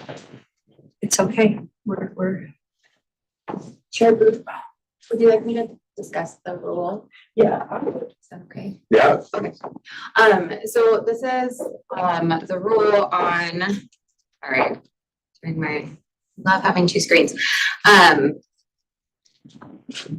Alternative language services for Utah students, and staff brought this forward with a few amendments just to align it with, other legislation and other statewide initiatives to make sure that it is clear what is required. And so some of the changes that you'll see in this, and I also sent you a Word document that was annotated by staff that kind of gives the reasons why, but just to move through them quickly. So line 72 to 73, just make sure it was clarifying which plan they were talking about. And then clarifying that board means the Utah State Board of Education throughout the rule. And then there's one thing I have to, oh, that's funny. But on line 140, I made a small change. It said least segregative environment, and staff decided to change that to least segregated environment. Both are used in federal guidance, but going with the segregated in this case. So those are the changes we're bringing before you today. And staff is online if you would like to ask questions. Thank you. Questions or discussion? How come it, and I guess that is that question, why wouldn't we leave it capital board? And I know you kind of just answered that, but I'm trying to, we always put board in the capital B when it stays the State Board of Education. I would refer to staff on this line. Okay, I just didn't know if there was a legal reason why or something. Megan or Christelle, you want to take it? Absolutely. Thank you. I can take that. We wanted to change it to specify the Utah State Board of Education, as we have been getting questions of whether the board pertains to an LEA's board. So, and they wanted to know, is this our own local LEA board policy or is this USBE? So we wanted to make it clear that it is USBE. Okay. Other questions or comments? My only comment is that I know that this, especially in my district, I have a lot of diverse populations that speak a lot of languages. And I know it's been tricky to navigate because there's been such a change in the population in the last decade in Utah. And so I think making these changes, if staff feels like it's necessary, is worthwhile, only because I know it's a tough space to navigate to try and support students and their parents and our multilingual learners. So what is on line 129, it says includes the count of students learning English by classification. What does that mean by classification? How are they being classified somehow? Chair Booth, is it okay if we refer to Please, staff? right ahead. Megan, did you want to answer that? To determine variable it's under. I am happy to, or Dr. Estrada as well can, but the classification of English learner status, so being identified as an English learner or EL. by class, we're talking about count of students learning English by classification. So anybody learning English is going to then, if that's not its own classification, it sounds like there's multiple classifications under just students that are learning English. So it's not a class, the way it's written doesn't mean it's a classification of its own, that they're learning English. It looks like there's multiple classifications under those that are learning English. But would it, and I think there would be, correct me if I'm wrong, because is the class, and I'm just checking. What are the classifications? That's what I was just gonna ask. Is it according to the language? Are there other, how's that separated? What are the classifications? Oh my gosh. You can call him. Dr. Strong. Oh, Dr. Estrada, sorry, yeah. Do you have a answer for that? We're looking at line 129. Yeah, I think Megan can respond to this probably more accurately. I think your question is a good question. Classification for identifying students learning English is always on the home language survey, and it really focuses on what's happening with the parents and as someone pointed out, you know, their actual right to have communication and be engaged in a language they understand. So I'm unclear, even though I've read this before, I didn't really check. So I'm interested in what Megan might say in the relationship, because that's the question is, when it says includes count of students learning English by classification, if it's just by the home language survey for identifying English learners, then that might be a better way to actually address that. So whoever made that, I think it was Board Member Klein. Thank you so much. Oh, is there where is the document that requires that they be classified? You mentioned Homeland Security. Like, can you send us the exact document that requires what you're referring to? Yeah, I think Megan can do that. It's the home language survey and it's in the Utah Consolidated Plan. It's on the Title III website, and the language pretty much is determined by the questions related to federal law. So thank you, and thank you for referring to that, because I think it's. So you mentioned that students have a right to be engaged in their own language. That's not always possible. So, well, just to especially if they're here to learn English, why would make it a requirement that they be engaged in their own language? So it's not. So thank you for the correction, because the clarification is yes, obviously they're here to learn English. The question ends up being, you know, how are their parents engaged when their parents don't speak English? So that's kind of the reference that I'm making in relationship to the home language survey and the questions, because the questions say, you know, which language? I mean, we're very clear about family engagement for all families. So the home language survey, does it ask where they're from? Or just what language they speak? Okay, Megan, you're the one who ended up, so she's actually put it into the chat so you can see the questions. And we're not on Zoom, so we can't see. Okay, Megan, you need to show them. Okay, yep, you are right on the correct webpage. The home language survey, if you click on that. And this was just amended per our approval of our amended consolidated state plan. So you can see the questions that are required to be asked. And these questions are directly aligned with the Office of Civil Rights and Department of Justice approved questions.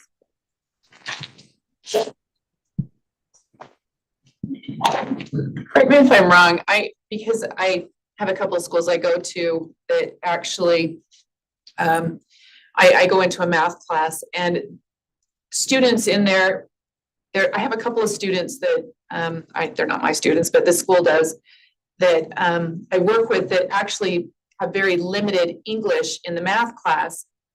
But there's a couple of strategies they use so that the children are actually learning the age appropriate math, despite the fact they don't have the age appropriate language. Does that make sense? In English.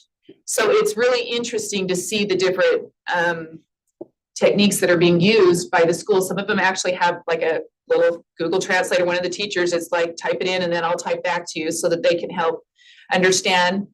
Student I helped the other day, I actually just drew pictures because she couldn't understand me and I couldn't understand her, but we could understand through pictures. So I'm guessing that some of this understanding the language in the home helps to make appropriate accommodations for the student in the classroom. And Board Member Klein, I don't have the exact language in front of me, but you'd asked the question about something about using English. If they're learning English, why would we make other accommodations? And I think those other accommodations are so that they don't fall behind in other subjects while they're learning English. I don't know if that's exactly how you worded it, but that's how it came out in my mind. And I just see a number of districts making those accommodations so that students can, including one other thing. Another item they have them do is repeat back what the objective is for the day so that the student is engaging in a lot of language in the class. Now I'm just in a regular math class, so I don't know what's going on with the other classes, but I'm just sharing some of the things that I've seen. May I respond? Yes. I think that is excellent that you are seeing that in a classroom, especially math. So the purpose of the home language survey is not to identify a student as an English learner.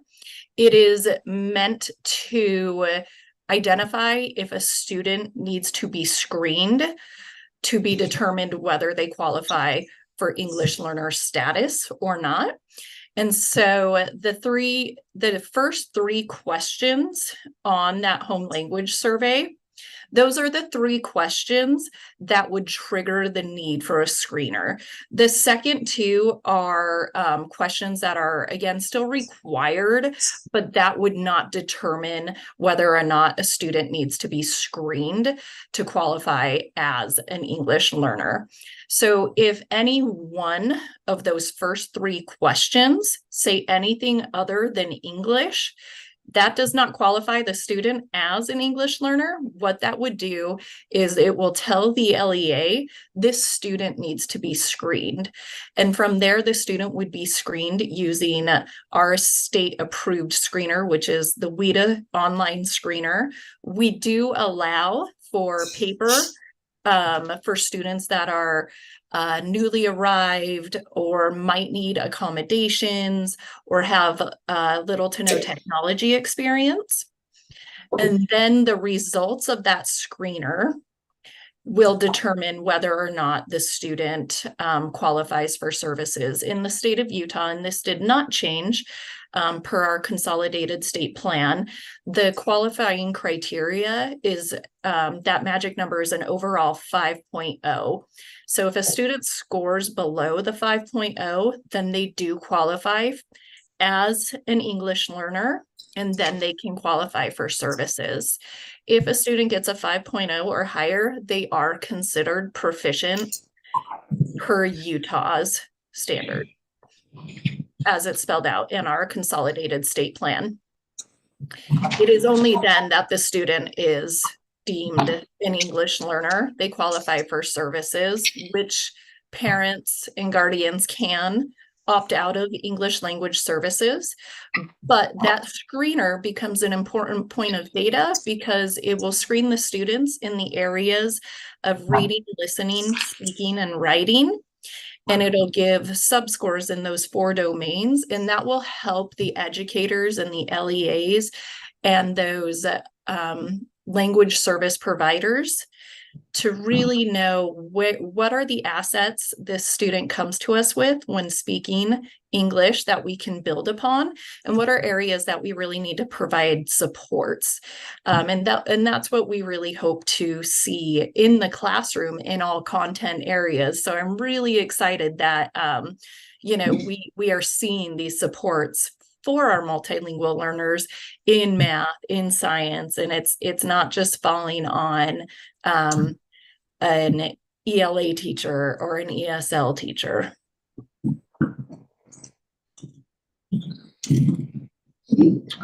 Okay. Did you have an amendment then, Ellie? So we can go to the motions document really quick. I just had another question. Yeah, so I just wanted to clarify, your motion you stated Yes. first, did we get that correctly? And then we've just been taking notes down here about line 129, but we don't have, I was just gonna say, we don't have an amendment. We have the notes in there that go along with it. So you mentioned the Utah consolidated or the consolidated state plan, right? But I'm trying to remember what I was studying on that. But it's a federal plan for our state, right? For federal funding. So it's not really a state plan, like wasn't created by the state, but it was because Well, it's the state, It's right, how the it state's is. plan. No, it's the state's plan on how they're going to implement, but you're right. The components that in order to receive the federal funds. Title III funds. Yeah. Okay. And then if we can do this, and then I have another question. Okay, so we're on, My motion. I just have a question. Is the reason this was put in here is because people were getting confused as to whether board was local board or state board, is that right? that's right. That's what I understand. Is there a way to put a definition at the top of the document that just says board, capital B means State Board of Education, and then putting the board in there? Okay, my reason for doing that is so that it comes to us as a board to be approved, not just USBE approved, because that could mean staff. And so it has to, but have a way of clarifying that it's us as a board, that it's approving it and not just staff. So why would you change the State Board of Education then? Because it means the same thing, the State Board of no, Education. because staff goes by Utah State Board of Education also. There's no Utah State Office of Education anymore, which used to be what staff was called. Now everybody's under the same umbrella. So it could mean that staff is approving it. So usually, it's called, Can I say something? Yeah. Okay, board is actually defined in your definitions in 100. The board. Board with With a a capital capital B. B means, it says board means the State Board of Education. And so it would make it inconsistent with other rules to put Utah State Board of Education every time rather than board. It would be inconsistent with your other rules that you So I would do the elected members of the board. and just one more clarification, and maybe you can add more to it. But when it says the Utah State Board of Education, it does mean you as a board. When it says the superintendent, then it usually means the superintendent staff, designated to. So that's the delineation. Is that also? That's what we understood it to But is be. that consistent throughout everything? Yeah. Yes. Yeah, so just for knowledge, So can we, I just feel like, in the definition of the board, it should clarify that it is the elected members of the Utah State Board of Education. Yeah, let's. Instead of just Utah State Board of Education. Would be in rule 100. Yeah. That should be clarified then. So right here. And superintendent, if superintendent is defined in there as well. Superintendent is defined in there as well. As meaning staff. Or actually, I can read to you that definition if you What let is me it? just scroll through. It's up there. It says superintendent means the state superintendent of public instruction or the superintendent's designee. So it would be the superintendent and staff. And then Utah State Board of Education or the board. Board is. So usually when you add a definition to another rule, you say the board is what it means in rule R277-100, just to give you consistency throughout your rules. Can we bring that, can we have that added to an agenda to just clarify that it means the elected members? I don't know, who else would the State Board of Education be? I just know there are a lot of documents, manuals that are created by staff and put out there that say USBE on them that haven't actually, or Utah State Board of Education that have not come to us for a vote. And so if not clear who did that document to the general public. They just think it's us when it wasn't us, it was staff. I wonder for clarity and, well, I mean, I don't know if there's any way to just wherever, knowing where there was confusion, adding state, not local or something like that, that like would help. If that was one of the issues that they had with the rule was Yeah, that just it elected just members. wasn't. That, it sounds like the issue was not between staff and the board, but between state or local. We could add. Both need to be clarified. What did it say? I don't know if you want to go to the internal rules about what is on there, and it has to do with the logo, who can use a logo, which logo, and what that means. And yours is a gold seal as board approved that's on there. And so if you go to that, it's an internal policy. Thank you, internal policy for using the board's logo. And so if it's like, if the board says that we can like be a part of something or not, or when a logo can and can't be used, and if you want to use a certain logo, then it has to be approved by the board. If not, then the staff logo is blue. Yeah. So that's not really helpful for the public. They don't know those, they don't know the distinction. I didn't know the distinction even as a board member. So that's not really super helpful. And there's still a lot of information out there that says Utah State Board of Education that was created by staff and not us, that to anybody out there would think that it came from us. So I just think let's finish up the rule, and if we need to add the definition, which I think is valuable here, right? Because there seems to be confusion in the field. And then if you want to ask, you know, for something come forward, you can grab a couple people and let's, you know, organize whatever it is you were asking about, and then we can move forward on that. So that it's clear and we're, you know what I mean? Clear Yeah. to the public as well as. Yeah. That's good. So Okay, we're adding it. Can we, in the motion, just ask him to add the definition so that, do you think that would be, that's gonna be clear enough for, that's the question, right? Is it clear enough that it's not getting confused if we did that? So question. Oh, yeah, and I don't know who you, sorry. There's Megan. Let me look who's up there. Megan? Yes, Sorry. I think any clarification that we can provide to our LEAs, I think they would very much appreciate. Okay. Yeah. Okay. We also had Darren Nelson on if there was any questions on the consolidated needs assessment. Darren, was there anything that was spoken that was incorrect that we stated? Problem with actually just putting the definition that we have in? It's just not what you usually do. I know, I just. But you Yeah, Maybe go there's ahead. some confusion in this, and then just still referencing. You can repeat. Thank you, Chair. I was just gonna say staff can support the recommended amendment that Board Member Klein has. We don't have concerns with her amendment to go back to the capitalized board as well, and we could deal with communication challenges as we work with LEAs individually. All right. Okay. all right, so then are we ready to vote on the whole? Well, I think we have to vote on the amendment first, right? It's this one right here is what we have. Right? Yes. Yes, let me move between screens. It's a lot. Okay. 27 screen. So motion to change the member Klein And then has. you're gonna add that line to the referring back to Adding a definition or? the definition that we just added up above. So do we say, adding the definition as found in R 277-100-2? Or two, subsection 3. There we go. Oh, -2, parentheses 3. Yeah. Okay. definition. So our motion is to change the Utah State Board of Education to the board, or is found in this document, adding the definition. Board means the same as defined in 277-100-2 parentheses 3. All those in favor? Aye. Aye. Aye. Aye. Any opposed? It's unanimous. We can go back to the rule, the draft. Just scroll to the other, there was another change to the segregated. I just had a question.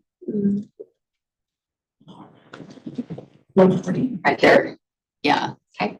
So ensure that all identified students learning English receive English language instructional services in a least segregated environment. So that means kids that don't know English or that are learning it are in with a regular class. And the teacher is having to try to accommodate their needs while she teaches the rest of the class. Which could be good if, it would be fine if the student is actively progressing, right? But if it stops the rest of the class from learning, then that's not really ethical or equitable, right? Because then they're being deprived of an education while the focus is on the one that is needing extra help and services, right? So while I see the importance of them being in that immersive environment so they can hear English all the time, wouldn't it also be helpful to have breakout groups to have more intense help for them? And then, so that they actually get more out of it when they're in the regular class, so that they get the help they need while the other kids are receiving the help they need, and then bringing them together as much as possible, as their ability allows them to actually get something out of the class or start to take what they're learning in that, breakout group and use it to make better sense of what's happening in the full class. And I think it just seems that- like both would be necessary. Because I think that is the way it's It structured, is. right? If you have very limited English skills, then your day is gonna look different than someone who's been in the program for 2 years, right? And I can't remember the levels, 1, 2, 3, 4, 5, You have to right? test out of each level. Yeah, as you're progressing in that. And that does speak a little bit to what I was saying, is that there's a variety of techniques used, some of them more efficiently than others, and that, I think that's why anyways, I'll let Megan, I don't know if you have anything to add to that. That's what I've seen. I'll add to that. I mean, I visited tons of classrooms, and when students are struggling, there's always interventions. And it's exactly what you're saying. It's a range of strategies based on their levels. So if they're newcomers and they are a level 1 and 2, then they have special support. So the whole idea is to make sure that they have access to grade level content in a way that really supports their individual learning based on their level. And Megan can add anything else, but I really appreciate what you've said. Thanks. So my next question is the language help that they're getting, is that direct teacher instruction, one-on-one, or is that technology? Or It's my understanding that it really depends on the level of the student as well. So, for example, our state teacher of the year, she said that she has how many languages spoken in, and there are similar classrooms as that. So it's not like it's a bunch of Spanish native speaking students that are all learning English. It's a variety. And so it really depends on what level that they're at, that kind of instruction. And that's why I was emphasizing how important this is because as the population changes and we're seeing more refugees in the state of Utah, which I believe is a good thing, that we're going to need to be adapting and changing possibly more in this rule to make sure we support those students and the educators to get them to the level that they need while also learning that grade level material. So I don't think you can just say it's one thing. It's there's a bazillion languages and different strategies and techniques in supporting the students that are English language learners. right, so one of my concerns is that while we want to give all the help we can to these students and help them acquire English as quickly as possible, is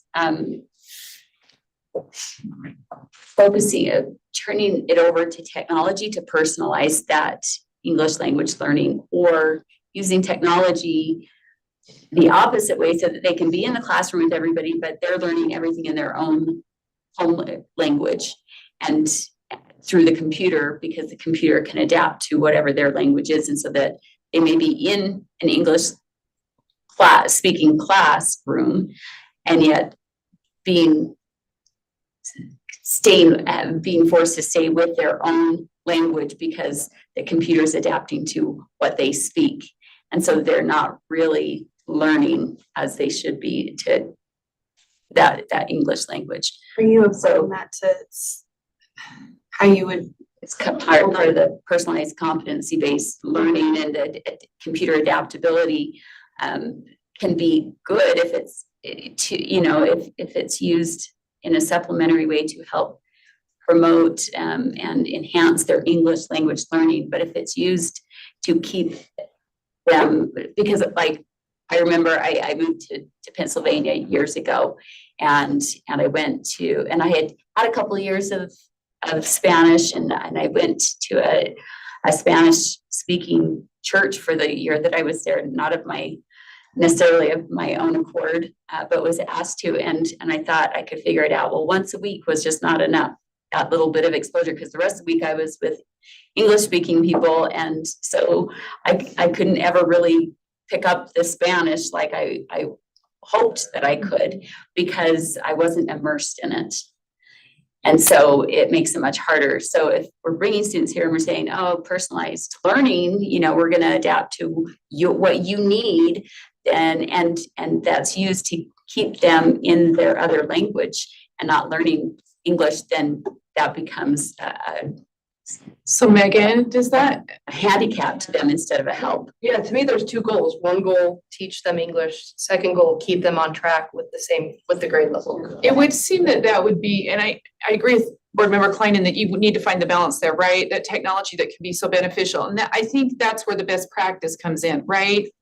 And the being able to look at the research that's out there and what is effective and what's not effective. And I think that speaks to the segregated, right, language that's in here, making sure Yes. you know what I mean? There's that, making sure the There's a- classification, yeah. Go ahead. There's a couple of other considerations and just a little more context. I think also understanding an LEA's capacity, just staffing, technology as well. And so, and again, per law, if a student needs something translated, we have to translate it. And not all languages are written and easily translated as well. So even sometimes when technology can assist us, in most scenarios, it's not always going to be available to us. But also, sometimes for a newcomer that has never experienced technology, as much as we would like them to have that as another support, it might not be the appropriate support at the time because they may have never experienced a computer before as well. So we have to think about the LEA's capacity, staffing, and everything. Also, the students' needs. But I did want to also speak to one of the greatest thing about academic English language services is that, in essence, all students really truly are academic English language learners, right? I was never born speaking like a scientist. I still admittedly am not the best scientific speaker because I taught English language arts, but it is a language I am still learning to speak. And so all students really do in the classroom benefit from a lot of the supports and strategies used to help all students learn how to acquire academic English language. And so ultimately the goal is that, yes, some students are going to need to go to a newcomer course to learn the ins and outs of American schooling and what it means to be in this school.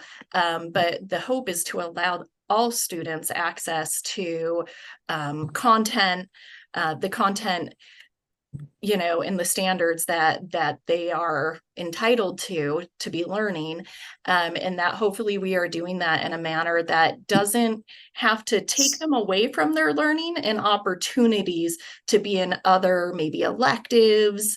So it's not always going to be possible. It's a really delicate balance, and that's why it says least segregated. But really trying to do our best to provide the supports of where the student's at. And then again, really using the data of where they're at from their screener and then their annual growth and proficiency tests as well, to really say, where is this student at and what assets can we leverage? Are they really strong in speaking potentially? So how can we translate that now over into writing? And also like, okay, maybe their speaking is really low. So what can we do to provide this student more opportunities to engage in academic language conversations in classrooms, and knowing that we want all teachers and all contents on board, because I know that that math teacher is an expert in speaking math, and I know that science teacher is an expert in speaking science. And so trying to create an environment to really allow all students the opportunity to engage and use academic English on a regular basis. I hope I stayed on topic and wasn't too soapboxy there. I think Elise had a comment or something. Elise. Thank you. I also just want to clarify that all the things that you all have been talking about, Megan brought up, and that you board member Klein brought up, are included kind of through the subsection 1C that's referenced right there is Title III. That is included in this rule. It refers to Title III, and Title III itself defines the segregated environment and kind of captures a lot of those nuances, right? That you're doing what is as much as is practical or meets the student's needs, and kind of includes a lot of that nuance. So that is why it references that. So I'm looking at 1C. It's up on 124. So 124 is the line. Line 124 is 1C. Is that what you're referring to? Is that what it's referring to when it says 1C? Subsection 1, right? Is that not? So 1C is not line 124? 124? Is what she's looking, right? Is that where you're looking, 124? It's not the same 1C. That's not the same one I have. 120C, it says 124, 1C on mine says provides an evidence-based language English instruction. It's referring to the education program based on board-approved English language proficiency standards. We have different. That's 1C within a section. So it's 1C up here. Yeah, she was looking, look at the line number. And then, yeah, within one. 1C, okay. Well, that looks like 1C up there too. That looks like 2C, you were correct. Or 2C, not 1C. Maybe Megan can help. I think we have a wrong reference. That's what I'm worried about now. Was it actually line 125 and it got bumped down? It may have. 125 is just English language proficiency standards on mine. Is that what it's supposed to be, Megan, right there? No. No, I'm gonna need to pull up my copy.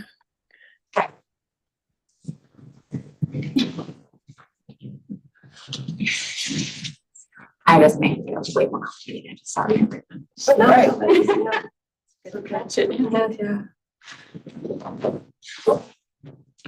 so our plan is to get this solved and then vote on this, then sure, is that correct? I think so. I don't know. The next meeting starts at 1 or 12:30. 1 o'clock. Lunch is technically 12:30 to 1, so we could go up to 12:30, but that's max. Yeah, that'd be great. I don't know. We don't need to go that long though, right? Let's get it fixed so that it doesn't go. Yeah. Would it be appropriate if Megan and I met and figured this out and would maybe make a motion that says that staff will fix the technical edits and then move it to the board, and then that way we don't have to take your lunchtime? I'm fine with that. Yeah. Then we can make amendments in full board if we'll choose. Yeah, I'll send it to you before then, so you know you don't go behind. Or maybe even have it brought back to our next meeting, since we're going to meet before the next board meeting. Oh, that would be fine as well. I guess it's up to you what you want to do. Do you have other things in here you want? I'm just saying, moving it forward, if they have a correction that we can make as amendment there, I'm fine with that. I'm just personally. saying, can you point out where, like the part that it was supposed to reference, or do you not I'm know? looking into it right now and I just don't wanna rush her or make you guys lose your letter, so. Yeah, because I just don't want to look like I'm voting on something that I don't know what I'm voting, because I don't know what is supposed to be referencing. If I could see what that was supposed to be Could we referencing, word I would the feel better. We word about the doing that. motion that It is, I am so sorry, it is referencing 1C. So the line that it was originally 124, but it did get bumped down on your copy to 125. So that is 125. Wait, I believe it's your 125 now. you were trying to reference? So I believe the question that board member Klein had, and let me know if I'm wrong, where it said consistent with subsection 1C, and she wanted to know what that 1C was. Is that correct? Yes. Is And- that what you were referring to then? Yes. Because you were talking about it being like Title I or something. Title III. Yeah. But that doesn't reference Title III. No, that's what she's saying is it does. Highlighted. So. Yeah. Where is the part that it was supposed to be referencing? I misunderstood. That was my bad. This rule references back to Title III and the requirements of Title III, but this specific line did not. Maybe to articulate that in the rule, you need to put that it's section 4. Yeah. Of 1C, so that it doesn't, there's not a confusion. So right here, ensure that all identified students learning English. Sorry. Consistent with subsection 4, 1C. So then that would refer directly to. So like basically that it's just an evidence-based board-approved program. So nothing about Title III. The Title III is already within the entire document. Yeah, because it's right. referenced at the beginning, yeah. But not in that line. And then just to provide you with where it says English language proficiency standards, those are the WIDA English language standards that the board approved. Now time is catching up. I want to say 2017 that they were approved. So the English language proficiency standards. So that's not, WIDA is not set in stone. That's why it's not mentioned here specifically. Yeah, it's just the assessment we currently use. So then this rule can be more lasting in case the assessment changes. So what is the definition of evidence-based in this? Just whatever we approve. Is that what it is? I know it's in state law that if we approve something, then it suddenly becomes evidence approved or evidence informed or evidence-based, which is a strange definition of evidence-based, just that the board approved it. So I believe what would qualify as an evidence-based language program, there's a whole list, and Christelle could speak to this much better than I can, but when the LEAs identify their model for their language services, that's where they're going to identify what program model are we using, and those are all per that application for Title III funding. Those should all be already evidence-based practices. Christelle? Yes, there's so many models and approaches, and I think this sits with kind of the idea of the capacity of the LEA to make wise decisions based on the language programs that support students learning English more quickly. So, and there's also on the Title III webpage a criteria that had been used in the reauthorization to identify the levels of evidence-based. And so it's a wide latitude of approaches that really meets the needs of the LEA to implement. I hope that helps. And those are all really good questions. Thank you. Okay, are we ready for a motion? Where are we? Do you have it on there? But no, it's like rough drafting, so yeah. Okay.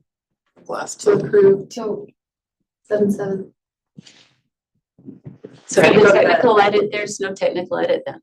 So I added subsection 4. I believe that would be non-substantial, right? Because it didn't change anything about it. It just But clarified. we don't need that to still be done after we move it, because you just did it, so that doesn't need to be in there, right? Like to move it to. The technical edit was already done. So it'd just be so the motion would be to approve R 277-716 as amended and forward to the full board for approval. Great. So that's our motion to approve R 277-716 as amended, forward to the full board for approval. Seeing no further questions, all those in favor say aye. Aye. All opposed? It's unanimous. So we are now going to adjourn and look forward to the next joyful gathering. Of this We'll group. get you some lunch. Yes.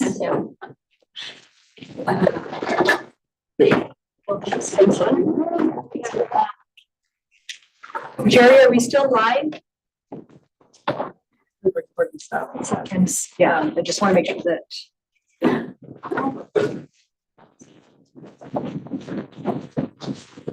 Yeah, we're still live. Thanks for meeting them. Yeah, they haven't shut the stream off. Megan, you can still hear us? Oh. Alex, you can close the line.